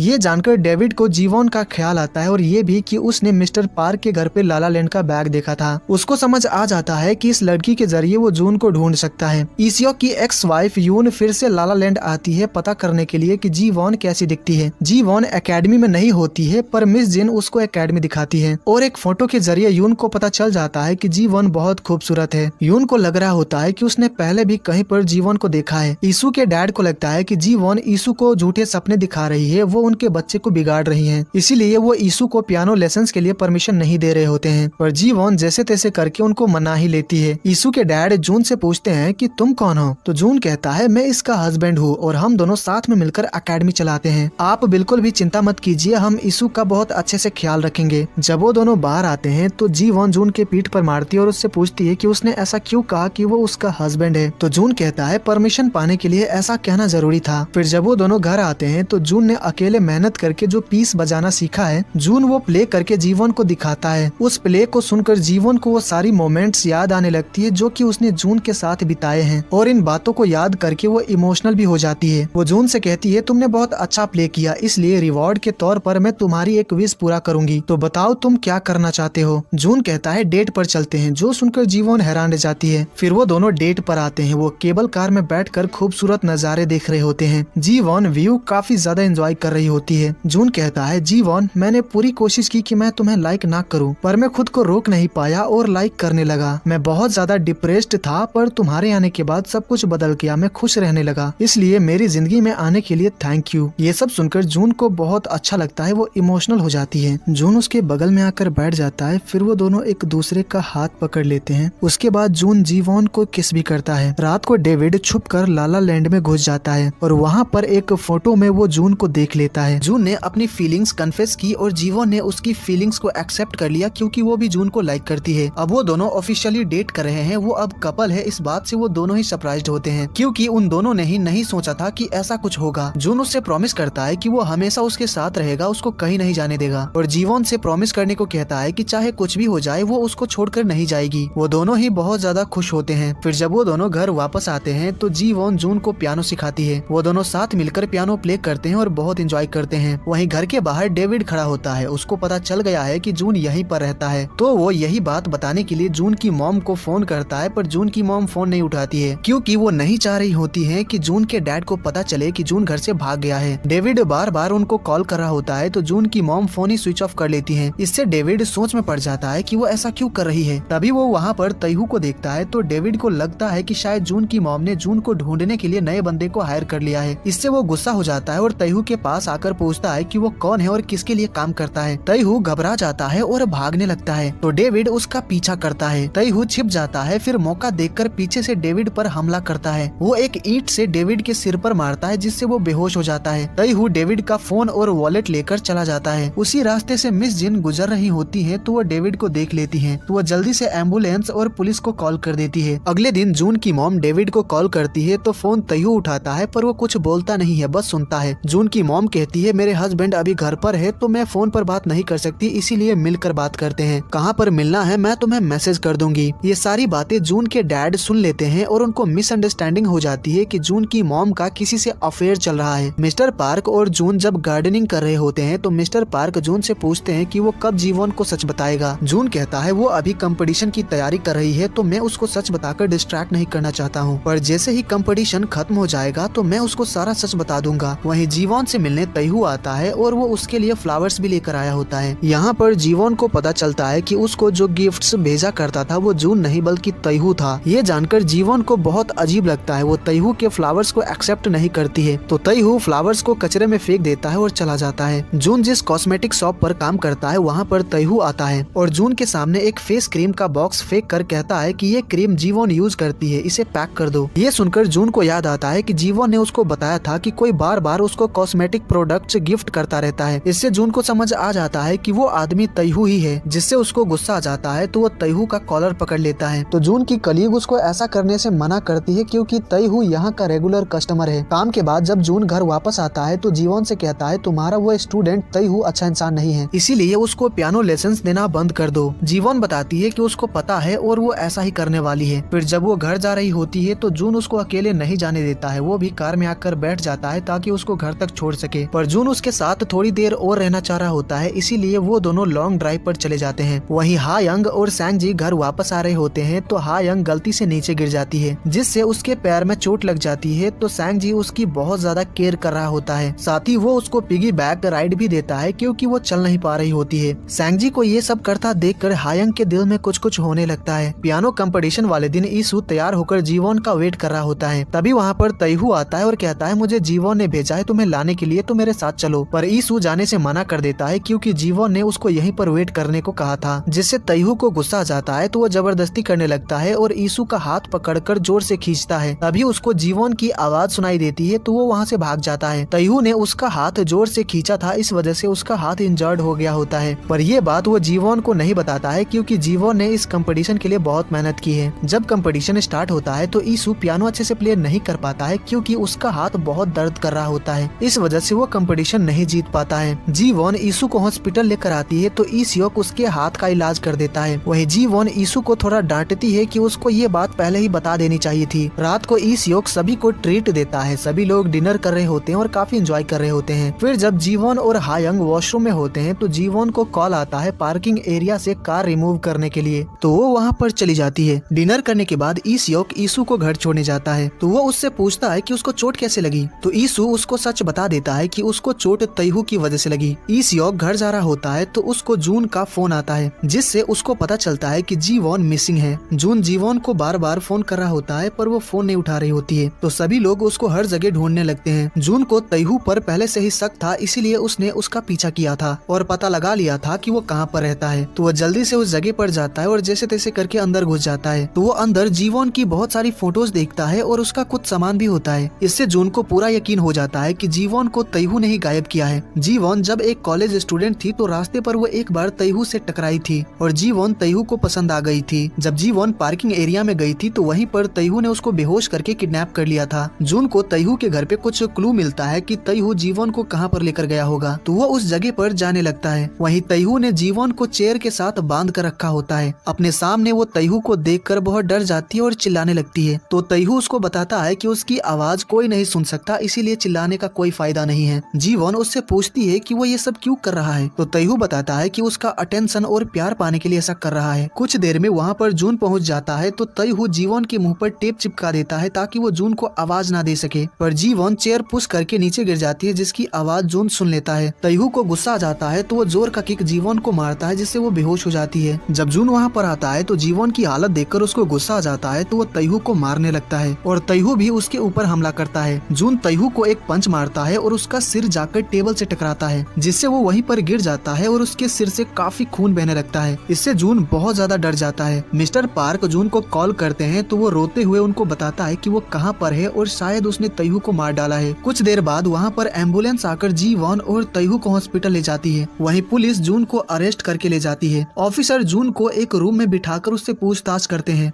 अगले दिन हम हॉस्पिटल में जीवन को देखते हैं जो कि बिल्कुल ही ठीक है पर अब तक होश में नहीं आई है। वहीं तैहू की भी सर्जरी हो गई है और वो भी जल्द ही ठीक हो जाएगा। मिस्टर पार्क जून से मिलने आते हैं तो जून जीवन के बारे में पूछता है तो मिस्टर पार्क उसको बता देते हैं कि वो ठीक है, साथ ही तैहू भी जिंदा है। मिस्टर पार्क उसको ये भी सलाह देते हैं कि उसको अपने पेरेंट्स को इसके बारे में बता देना चाहिए, पर जून मना कर देता है। इस सिचुएशन को जून के पेरेंट्स अच्छे से हैंडल कर पाएंगे सोचकर मिस्टर पार्क जून की मॉम को कॉल करके सब कुछ बता देते हैं। तो उसकी मॉम लॉयर के साथ पुलिस स्टेशन पहुंच जाती है। जब हायंग और सैंगजी को पता चलता है कि जून सिर्फ 18 साल का है और वो एक हाई स्कूल स्टूडेंट है, इससे वो शॉक्ड हो जाते हैं। जून की मॉम उससे बात करती है और कहती है मेरे साथ वापस सियोल चलो और अपनी पढ़ाई कंटिन्यू रखो, क्योंकि तुम्हारे डैड को इन सब के बारे में पता नहीं है। ये सुनकर जून को बहुत गुस्सा आता है, क्योंकि उसने अपने डैड की वजह से ही घर छोड़ा था, पर उनको कुछ पता ही नहीं है। वो वापस घर जाने से मना कर देता है। हायंग गुस्से में जीवोन को जून का सीक्रेट बताने जा रही होती है, पर सैंगजी उसको रोक लेता है और कहता है जीवोन को जून का सीक्रेट किसी और से पता चलेगा तो उसको बहुत बुरा लगेगा, इसीलिए तुम ये जून पर ही छोड़ दो। और रही बात हमारी, तो जून ने हमसे कभी नहीं कहा था कि वो हमसे उम्र में बड़ा है, हमने खुद ही ये मान लिया था, तो गलती हमारी भी है। जब जीवोन को होश आता है तो वो जून को ढूंढने लगती है, पर उसको डेविड मिल जाता है और डेविड उसको जून के बारे में सब कुछ बता देता है। जून के बारे में जानने के बाद वो जून को फोन करती है, पर वो फोन नहीं उठाता है, क्योंकि उसके पास फोन ही नहीं होता है। पुलिस स्टेशन में जून की मॉम सारी फॉर्मेलिटीज पूरा करके जून को जबरदस्ती घर लेकर जा रही होती है, तो मिस्टर पार्क कहते हैं कि वो जीवोन को सब कुछ समझा देंगे। जून की मॉम उसको लेकर जा रही होती है, तो जून बाथरूम का बहाना बनाकर भाग जाता है। फिर हम जीवोन और ईसियोक को बात करते हुए देखते हैं। जीवोन कहती है मैं इतनी शॉक में हूँ कि मुझे समझ नहीं आ रहा है कि मैं जून पर गुस्सा करूँ या फिर उसको कंफर्ट करूँ। ईसियोक कहता है उसके अपने कुछ रीजंस रहे होंगे, इसीलिए तुम उसे गलत मत समझो। जून लाला लैंड जा रहा होता है, पर वहाँ पर ऑलरेडी उसकी मॉम के लोग मौजूद होते हैं, पर तभी उसको सैंगजी मिल जाता है, तो वह सैंगजी के फोन से जीवोन को कॉल करता है और जीवोन को मिलने के लिए एक जगह पर आने को कहता है। जून जब उस जगह पर जीवोन से मिलने जाता है, तो वहाँ पर उसकी मॉम भी आ जाती है और उनके लोग जीवोन को पकड़ लेते हैं। जून कहता है कि उसको बस 10 मिनट चाहिए, क्योंकि वो जीवोन को कुछ बताना चाहता है, पर उसी वक्त वहाँ पर जून के डैड पहुँच जाते हैं। जून के डैड जून को जबरदस्ती ले जाते हैं, क्योंकि उनको सब कुछ पता चल गया होता है। जीवोन जून के जाने से बहुत ज्यादा सैड होती है और काफी ज्यादा रोती है। अब यहाँ से 1 महीना बीत जाता है। तैहू ने किसी का मर्डर भी किया था, जिसकी वजह से उसके ऊपर मर्डर केस भी चल रहा है। वही जीवोन टेरेस पर खड़ी होकर फेरी को देख रही होती है। वही नीचे हायंग उसको देखकर कहती है कि वो हर रोज ऐसा क्यों करती है, तो सैंगजी कहता है क्योंकि लास्ट टाइम वो जून से वहीं पर मिलने वाली थी। हायंग कहती है कि जीवोन आजकल बहुत ज्यादा अजीब बिहेव कर रही है, वो बहुत ज्यादा खाना खाती है और बिना वजह डांस करती रहती है, जबकि उसको डांस करना भी नहीं आता है। वो हर वक्त कुछ न कुछ करती ही रहती है। सैंगजी कहता है उसको जून की याद न आए, इसके लिए वो खुद को बिजी रख रही है। यहाँ पर हमें पता चलता है कि 1 महीने से जून की कोई खबर नहीं आई है, क्योंकि जून की मॉम ने उससे उसका फोन ले लिया होता है और साथ ही बहुत ही टाइट सिक्योरिटी लगा रखी होती है, ताकि जून फिर से भाग ना सके। जून ना ही स्कूल जाता है और ना ही अच्छे से खाना खाता है, जिसकी वजह से उसकी मॉम उसके ऊपर काफी गुस्सा करती है। रात को जून घर से भागने की कोशिश करता है, पर नहीं भाग पाता है, क्योंकि घर पूरी तरह से लॉक्ड होता है और उसकी मॉम उसके ऊपर नजर भी रख रही होती है। जून अपनी मॉम से रिक्वेस्ट करता है कि वो उसको जाने दे, वो बस जीवोन से मिलकर वापस आ जाएगा, पर उसकी मॉम नहीं मानती है। ईसियोक से मिलने यून हॉस्पिटल आती है और उससे जीवोन के बारे में पूछती है। यहाँ पर यून को पता चलता है कि ईसियोक जीवोन को लाइक करता है। ये जानकर यून बहुत ज्यादा गुस्से में वहाँ से चली जाती है। जीवोन से मिलने उसकी फ्रेंड सिया आती है। सिया जीवोन से माफी मांगती है, क्योंकि मुश्किल वक्त में उसने जीवोन की मदद नहीं की थी। वो इसका रीजन भी बताती है कि वो उस वक्त खुद भी सफर कर रही थी, क्योंकि उसका छोटा भाई एक्सीडेंट में मर गया था। वो ये भी बताती है कि उसका भाई जीवोन का फैन था, क्योंकि उसको जीवोन का पियानो परफॉर्मेंस देखना बहुत पसंद था।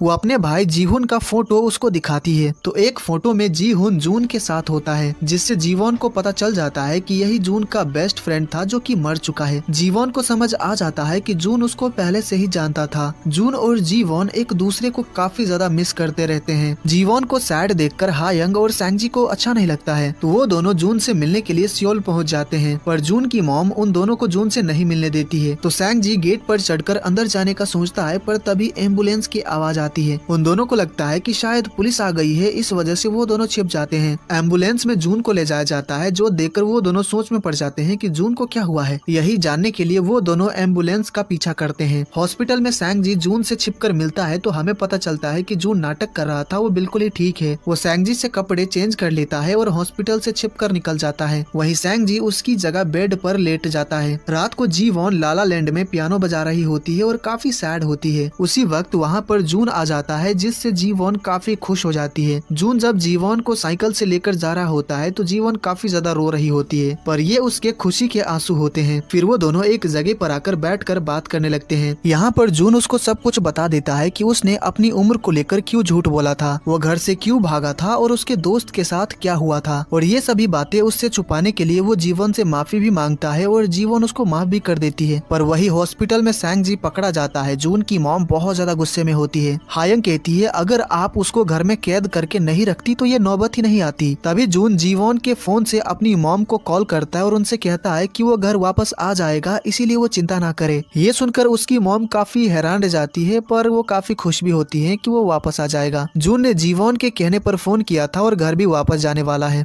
जून अपने सारे कपड़े पैक कर लेता है और जाने से पहले जीवोन को किस करने जाता है, पर जीवोन पीछे हट जाती है और कहती है पहले थोड़ा बड़े हो जाओ फिर ये सब देखेंगे। जून की मॉम ने कार भेजा होता है जिससे जून घर वापस चला जाता है। वो वापस से पढ़ाई स्टार्ट कर देता है जिससे उसकी मॉम बहुत ज्यादा खुश होती है। जून अपनी मॉम से कहता है कि वो बहुत अच्छे से पढ़ाई करेगा और कभी भी घर से नहीं भागेगा, पर इसके लिए उसको अपना फोन वापस चाहिए। अब उसकी मॉम के पास और कोई ऑप्शन तो होता नहीं है तो वो फोन वापस कर देती है। जून पढ़ाई पर बहुत ज्यादा ध्यान दे रहा होता है क्योंकि वो हर रोज फोन पर जीवन से बात करता है जिससे बहुत ज्यादा खुश रहता है। एक दिन उसको सैंग जी का कॉल आता है और उसको पता चलता है कि जीवन साइकिल चलाना सीख रही थी पर वो नीचे गिर गई। ये जानने के बाद जून उनपो सिटी जीवन के पास पहुंच जाता है। जीवन को बस थोड़ी सी चोट लगी होती है, वो बिल्कुल ही ठीक होती है। जून जीवन को काफी डांटता है कि उसको साइकिल चलाना सीखने की क्या जरूरत थी। तभी जून को उसकी मॉम का कॉल आता है पर वो कॉल को इग्नोर कर देता है, जो कि जीवन भी देख लेती है। अगले ही दिन जून की मॉम जीवन से मिलने आती है और कहती है मैं तुम्हें जरा भी पसंद नहीं करती हूँ, मैं तो बस जून की वजह से अब तक चुप थी। तुम्हारी वजह से जून अपने फ्यूचर के बारे में जरा भी नहीं सोच रहा है। हमारे भी कुछ सपने हैं कि हमारा बेटा कुछ बने, इसीलिए तुम उससे ब्रेकअप कर लो ताकि वो अपने फ्यूचर पर कॉन्सेंट्रेट कर पाए। अब जीवन भी जून की भलाई ही चाहती है, इसीलिए वो मान जाती है। जीवन जून की मॉम को पैसों का एनवलप देती है और कहती है कि मैंने जून से काफी सारे पैसे उधार लिए थे, तो प्लीज आप ये पैसे उसको दे दीजिएगा। अगर मैं खुद उसको दूंगी तो वो नहीं लेगा। हमें पता चलता है कि जीवन अपनी कार बेचकर जून के पैसे वापस लौटा रही है। अगले दिन जीवन जून से मिलने सियोल आती है और उसके साथ डेट पर जाती है। वो दोनों साथ में बहुत सारी जगहों पर जाते हैं और खूब मजा करते हैं। जीवन जून से कहती है कि उसको साइकिल राइड करनी है, तो जून साइकिल लाने चला जाता है। पर जब वो वापस आता है तो जीवन वहाँ से जा चुकी होती है और उसने जून के लिए एक लेटर छोड़ा होता है। लेटर में लिखा होता है मैं आमने सामने ये बात नहीं कह पाती और तुम भी मुझे जाने नहीं देते। मैं जानती हूँ कि तुम मुझसे बहुत ज्यादा प्यार करते हो और मैं भी करती हूँ, पर मैं चाहती हूँ कि तुम अपनी पढ़ाई पर फोकस करो और सक्सेसफुल बनो। इसीलिए फिलहाल मैं तुमसे ब्रेकअप कर रही हूँ, पर इसका मतलब ये नहीं है कि हम कभी नहीं मिलेंगे। हम दोबारा जरूर मिलेंगे, इसीलिए अपना ख्याल रखना। अगले सीन में हम ई सियोक और जीवन को देखते हैं। ई सियोक उसको बता देता है कि वो उसको उसके ग्रेजुएशन सेरेमनी वाले दिन से ही जानता है। जब से वो उससे मिला है बहुत ज्यादा खुश रहने लगा है, जिसके लिए वो जीवन को थैंक्स भी कहता है। जीवन कहती है मुझे पता है कि आप ही डोडो सोलसोल लाला सोल हैं। ये सुनकर ई सियोक शॉक्ड रह जाता है। अब यहाँ से 6 महीने बीत जाते हैं। जून हेल्थ चेकअप के लिए हॉस्पिटल आया होता है तो उसको पता चलता है कि ई सियोक और जीवन की आज शादी होने वाली है। ये जानकर वो शॉक्ड रह जाता है और जल्दी से उनपो सिटी के लिए निकल जाता है। ई सियोक और जीवन की शादी हो रही होती है, तभी वहाँ पर जून पहुँच जाता है और जीवन को लेकर वहाँ से भाग जाता है। बाद में जून को पता चलता है कि हायंग और सैंग जी वेडिंग प्लानर का बिजनेस स्टार्ट करने वाले हैं, तो उसी के लिए वो लोग प्रमोशनल वीडियो शूट कर रहे थे। ई सियोक और जीवन की सच में शादी नहीं हो रही थी। ये सब जानने के बाद जून बहुत ज्यादा एम्बैरेसिंग फील करने लगता है और कहता है अब ऐसा हो ही गया है तो हम ये मान लेते हैं कि हमारी शादी हो गई है। तो जीवन कहती है कि उसको ऐसी शादी नहीं करनी है। वो दोनों यहाँ पर साथ में काफी वक्त बिताते हैं और बहुत ज्यादा एंजॉय करते हैं। जून जीवन के करीब आता है और कहता है तुम्हें नहीं लगता कि मैं थोड़ा बड़ा हो गया हूँ? फिर वो जीवन को किस करता है। कहानी फिर से 6 महीने पीछे चली जाती है। जीवन को पता चलता है कि ई सियोक डोडो सोलसोल लाला सोल नहीं है। डोडो सोलसोल लाला सोल ने पियानो भेजा था, तो वो दोनों उसी जगह पर जाते हैं जहाँ से पियानो भेजा गया था, ताकि पता लगा सके कि वो कौन है, पर उनको नहीं पता चलता है। इसीलिए वो दोनों डेविड से मिलते हैं और उसको पता लगाने को कहते हैं। Now back to the present. David बहुत ज्यादा मेहनत करके पता लगा लेता है कि डोडो सोलसोल लाला सोल मिस्टर पार्क हैं। जब ये बात जीवन को पता चलता है तो वो जल्दी से मिस्टर पार्क के पास जाने लगती है। मिस्टर पार्क गार्डनिंग कर रहे होते हैं, पर तभी अचानक वो बेहोश हो जाते हैं। जीवन जब मिस्टर पार्क को देखती है तो जल्दी से एम्बुलेंस को कॉल करती है। हॉस्पिटल में उसको पता चलता है कि मिस्टर पार्क को हार्ट अटैक आया था। मिस जिन मिस्टर पार्क के बेटे को उनके कंडीशन के बारे में इन्फॉर्म कर देती है, तो उनका बेटा वहाँ पर पहुँच जाता है। जीवन जून को भी फोन करके मिस्टर पार्क के बारे में में बता देती है और कहती है कि वो अब ठीक है तो उसको आने की जरूरत नहीं है। हा यंग और सैंगजी का बिजनेस चल पड़ता है, उनको ऑर्डर्स आने शुरू हो जाते हैं क्योंकि जून की वजह से उनका वीडियो बहुत ज्यादा वायरल हो चुका होता है। इससे हा यंग और सैंगजी बहुत ज्यादा खुश होते हैं। जून जीवॉन के लिए रिंग्स खरीदने आया होता है, तभी वहाँ पर गायंग नाम की लड़की आती है और उससे कहती है कि मैंने तुम्हें बहुत ज्यादा मिस किया, क्या तुमने मुझे मिस नहीं किया? तो जून कहता है जरा भी नहीं। गायंग कहती है तुम पहले की तरह ही बहुत कोल्ड हार्टेड हो। दरअसल गायंग जून की क्लासमेट थी, वो हमेशा ही जून और जीवॉन के पीछे पड़ी रहती थी, जिससे जीहुन को लगने लगा था कि कहीं गायंग उसको लाइक तो नहीं करती है। तो जीहुन ने उससे एक दिन पूछ लिया था कि क्या वो उसको लाइक करती है, जिसपे गायंग ने कहा था कि तुम्हें जो सोचना है सोचो, तुम्हारी मर्जी। फिर प्रेजेंट में हम जून और गायंग को एक कैफे में देखते हैं। गायंग कहती है मैंने तुम्हारे बारे में र्यूमर्स सुना था कि तुम पढ़ने के लिए अब्रॉड चले गए हो, पर अब्रॉड में तुम मुझे मिले ही नहीं। अब्रॉड में पढ़ने का तुम्हारा और जीहुन का सपना था ना, तो तुम गए क्यों नहीं? कहीं ये सब उस लड़की की वजह से तो नहीं है? मैंने तुम दोनों का इंटरनेट पर वीडियो देखा था। जून पूछता है कि वो उससे क्या चाहती है और उससे मिलने क्यों आई है। तो गायंग उसको बताती है कि वो उसको लाइक करती है। जून पूछता है तुम तो जीहुन को लाइक करती थी ना? तो गायंग कहती है तुम बहुत बड़े बुद्धू हो, मैं उसको नहीं तुम्हें लाइक करती थी। फिर हम जीवॉन और सैंगजी को देखते हैं। हमें पता चलता है कि जीवॉन को पता है कि सैंगजी हायंग को लाइक करता है। वहीं जीवॉन जून से उसकी एग्जाम्स खत्म होने के बाद मिलने वाली है। जून पढ़ाई कर रहा होता है तो वो उस रिंग को देखता है जो कि उसने जीवॉन के लिए खरीदा है। वो जीवॉन को मिस कर रहा होता है तो उसको फोन करने का सोचता है, पर तभी उसको याद आता है कि जीवॉन ने उससे कहा था कि वो अपनी पढ़ाई पर फोकस करे। अब यहाँ से काफी दिन बीत जाते हैं। जब जून के एग्जाम्स खत्म हो जाते हैं तो वो जीवॉन से मिलने जा रहा होता है, तो रास्ते में उसको गायंग मिल जाती है। वो कहती है तुम्हारा एग्जाम्स खत्म हो चुका है तो चलो साथ में हम लंच करते हैं, पर जून मना कर देता है और कहता है कि उसके कुछ और प्लान्स हैं। गायंग कहती है कहीं तुम उस लड़की से मिलने तो नहीं जा रहे हो? अगर ऐसा है तो चलो मैं तुम्हें छोड़ देती हूँ।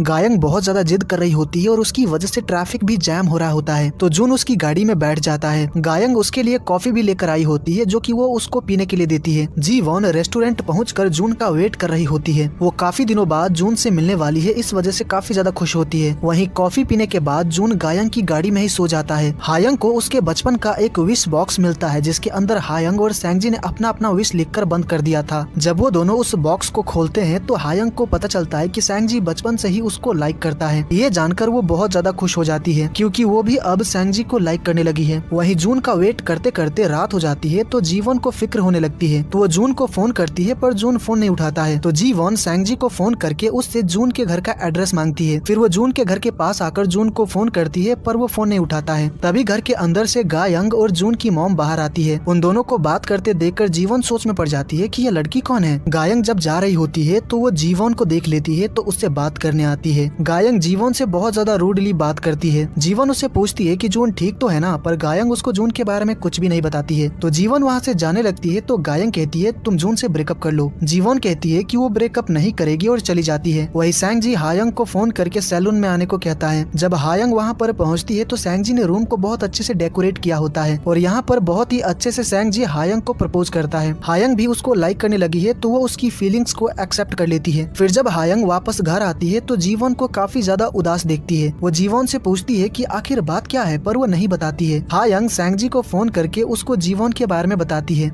और कहती है जीवॉन थोड़ा अजीब बिहेव कर रही है, शायद जून और उसके बीच कुछ हुआ है और सिचुएशन काफी खराब लग रही है। तो अगले दिन वो दोनों जीवॉन से बात करते हैं और सब कुछ सच बताने को कहते हैं। तो जीवॉन उसको बता देती है कि जून उससे मिलने नहीं आया था और गायंग से उसकी क्या बात हुई थी। हायंग और सैंगजी डेविड के पास आते हैं और उसको पता करने को कहते हैं कि क्या जून जीवॉन को चीट कर रहा है। डेविड अपने काम पर लग जाता है। वो जून का पीछा करता है जो कि गायंग के साथ होता है, तो वो उन दोनों की काफी सारी फोटोज लेता है, पर डेविड इतना ज्यादा लापरवाह बंदा है कि जून उसको पकड़ लेता है। जीवॉन को ईसियोक ने लंच पर इनवाइट किया होता है और यहाँ पर जीवॉन ईसियोक को भी सारी बात बता देती है। तो ईसियोक कहता है मुझे नहीं लगता है कि जून ऐसा लड़का है, जरूर तुम्हें कोई मिसअंडरस्टैंडिंग हो गई होगी, इसीलिए उससे बात करके सब कुछ क्लियर कर लो। फिर अगले सीन में डेविड हायंग और सैंगजी को जून और गायंग का फोटोज दिखाता है और उनको बताता है कि वो दोनों डेट कर रहे हैं। ये बात जीवॉन भी सुन लेती है और फोटोज भी देख लेती है। इससे वो बहुत ज्यादा सैड हो जाती है। जून जीवॉन को मिलने के लिए कैफे में बुलाता है और उससे कहता है कि अब वो उसको लाइक नहीं करता है और उससे ब्रेकअप करके चला जाता है, जिससे जी वॉन बहुत ज्यादा रोती है। वहीं जून भी अपने रूम में बेड पर लेटा हुआ होता है और काफी ज्यादा रो रहा होता है। जी वॉन की पियानो टीचर वापस कोरिया आती है तो जी वॉन एयरपोर्ट पर उनको रिसीव करने आती है, जहाँ पर वो जून को गायंग के साथ देखती है। साथ ही जून उसको इग्नोर भी करता है। इससे जी वॉन को बहुत ज्यादा बुरा लगता है। फिर हमें बताया जाता है कि जून ऐसा क्यों कर रहा है। जब उस दिन जून गायंग के साथ कार में था तो वो बेहोश हो गया था, तो गायंग उसको हॉस्पिटल लेकर गई थी। हॉस्पिटल में चेकअप करवाने के बाद जून को पता चला था कि उसको कैंसर है। इससे उसके पेरेंट्स और वो बहुत ज्यादा परेशान थे, क्योंकि जून कैंसर से रिकवर कर पाएगा या फिर नहीं इसकी कोई गारंटी नहीं है, और इस कैंसर की वजह से जून मर भी सकता है। इसीलिए उसने जीवोन से ब्रेकअप कर लिया ताकि जीवोन अपनी लाइफ उसके ऊपर बर्बाद ना करे। जीवोन को डेविड से पता चलता है कि जून ने जानबूझकर गायंग के साथ उस तरह की पिक्चर्स खिंचवाई थी,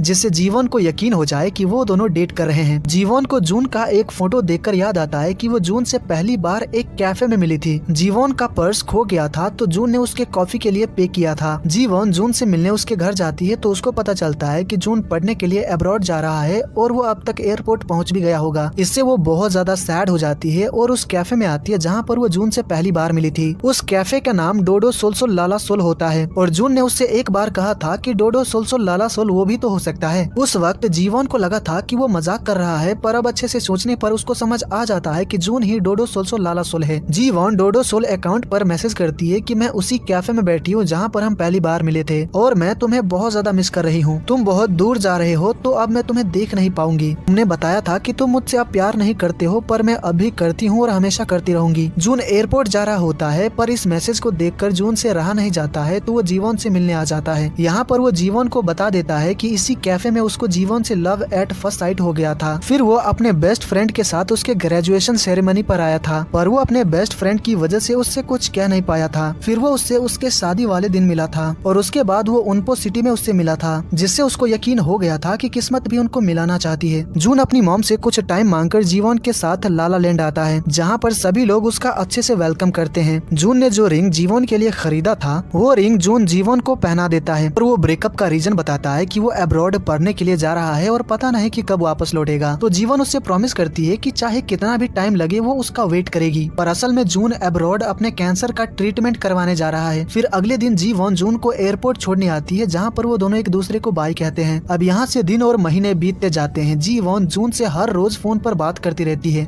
पर जून उसको कभी भी अपने हॉस्पिटल में होने का पता नहीं चलने देता है। लेकिन एक दिन जीवन का जून से कांटेक्ट टूट जाता है, जिससे वो बहुत ज्यादा परेशान हो जाती है। जीवन से मिलने जून की मॉम आती है और उन्होंने उसके साथ जैसा बर्ताव किया था उसके लिए माफी मांगती है और उसको बता देती है कि जून को कैंसर है और अब्रॉड में उसका ट्रीटमेंट चल रहा है। ये जानकर वो शॉक्ड हो जाती है और बहुत रोती है, क्योंकि उसको कोई आइडिया नहीं था कि जून कितनी ज्यादा तकलीफ में है। जून के बारे में जानकर सभी लोग काफी ज्यादा शॉक्ड हो जाते हैं। अब यहाँ से 5 साल बीत जाते हैं। हम देखते हैं कि सैंगजी और हायंग की शादी हो चुकी है और उनकी एक बेटी भी है। जीवन अपने एकेडमी के कामों में काफी बिजी रहती है, क्योंकि एकेडमी काफी अच्छा चल रहा है। वहीं ईसियोक का उसकी एक्स वाइफ के साथ फिर से पैचअप हो जाता है और वो फिर से शादी करने वाले हैं। जीवन जून की याद में पियानो प्ले कर रही होती है, तभी वहाँ पर जून आ जाता है तो जीवन उसको हग कर लेती है। वो जून पर बहुत ज्यादा गुस्सा करती है, क्योंकि उसने 5 साल से उसको कांटेक्ट नहीं किया था, जिससे जीवन को लगने लगा था कि वो मर गया है। जून उसको बताता है कि वो पूरी तरह से ठीक होने के बाद ही उससे मिलना चाहता था, ताकि उसको कोई गलत उम्मीद ना दे। जून अब उसको छोड़कर कहीं नहीं जाएगा। इससे जीवन बहुत खुश होती है। फिर वो दोनों किस करते हैं और यहीं पर इस ड्रामा की हैप्पी एंडिंग हो जाती है। तो गाइज, ये ड्रामा आपको कैसी लगी मुझे कमेंट करके जरूर बताइएगा, और ये वीडियो आपको कैसी लगी मुझे लाइक एंड डिसलाइक के थ्रू जरूर बताइएगा। एंड और भी ज्यादा ड्रामा एक्सप्लेनेशन वीडियोस देखने के लिए चैनल को सब्सक्राइब कर लीजिएगा। तो मैं मिलता हूँ आपसे अगले वीडियो में। Take care,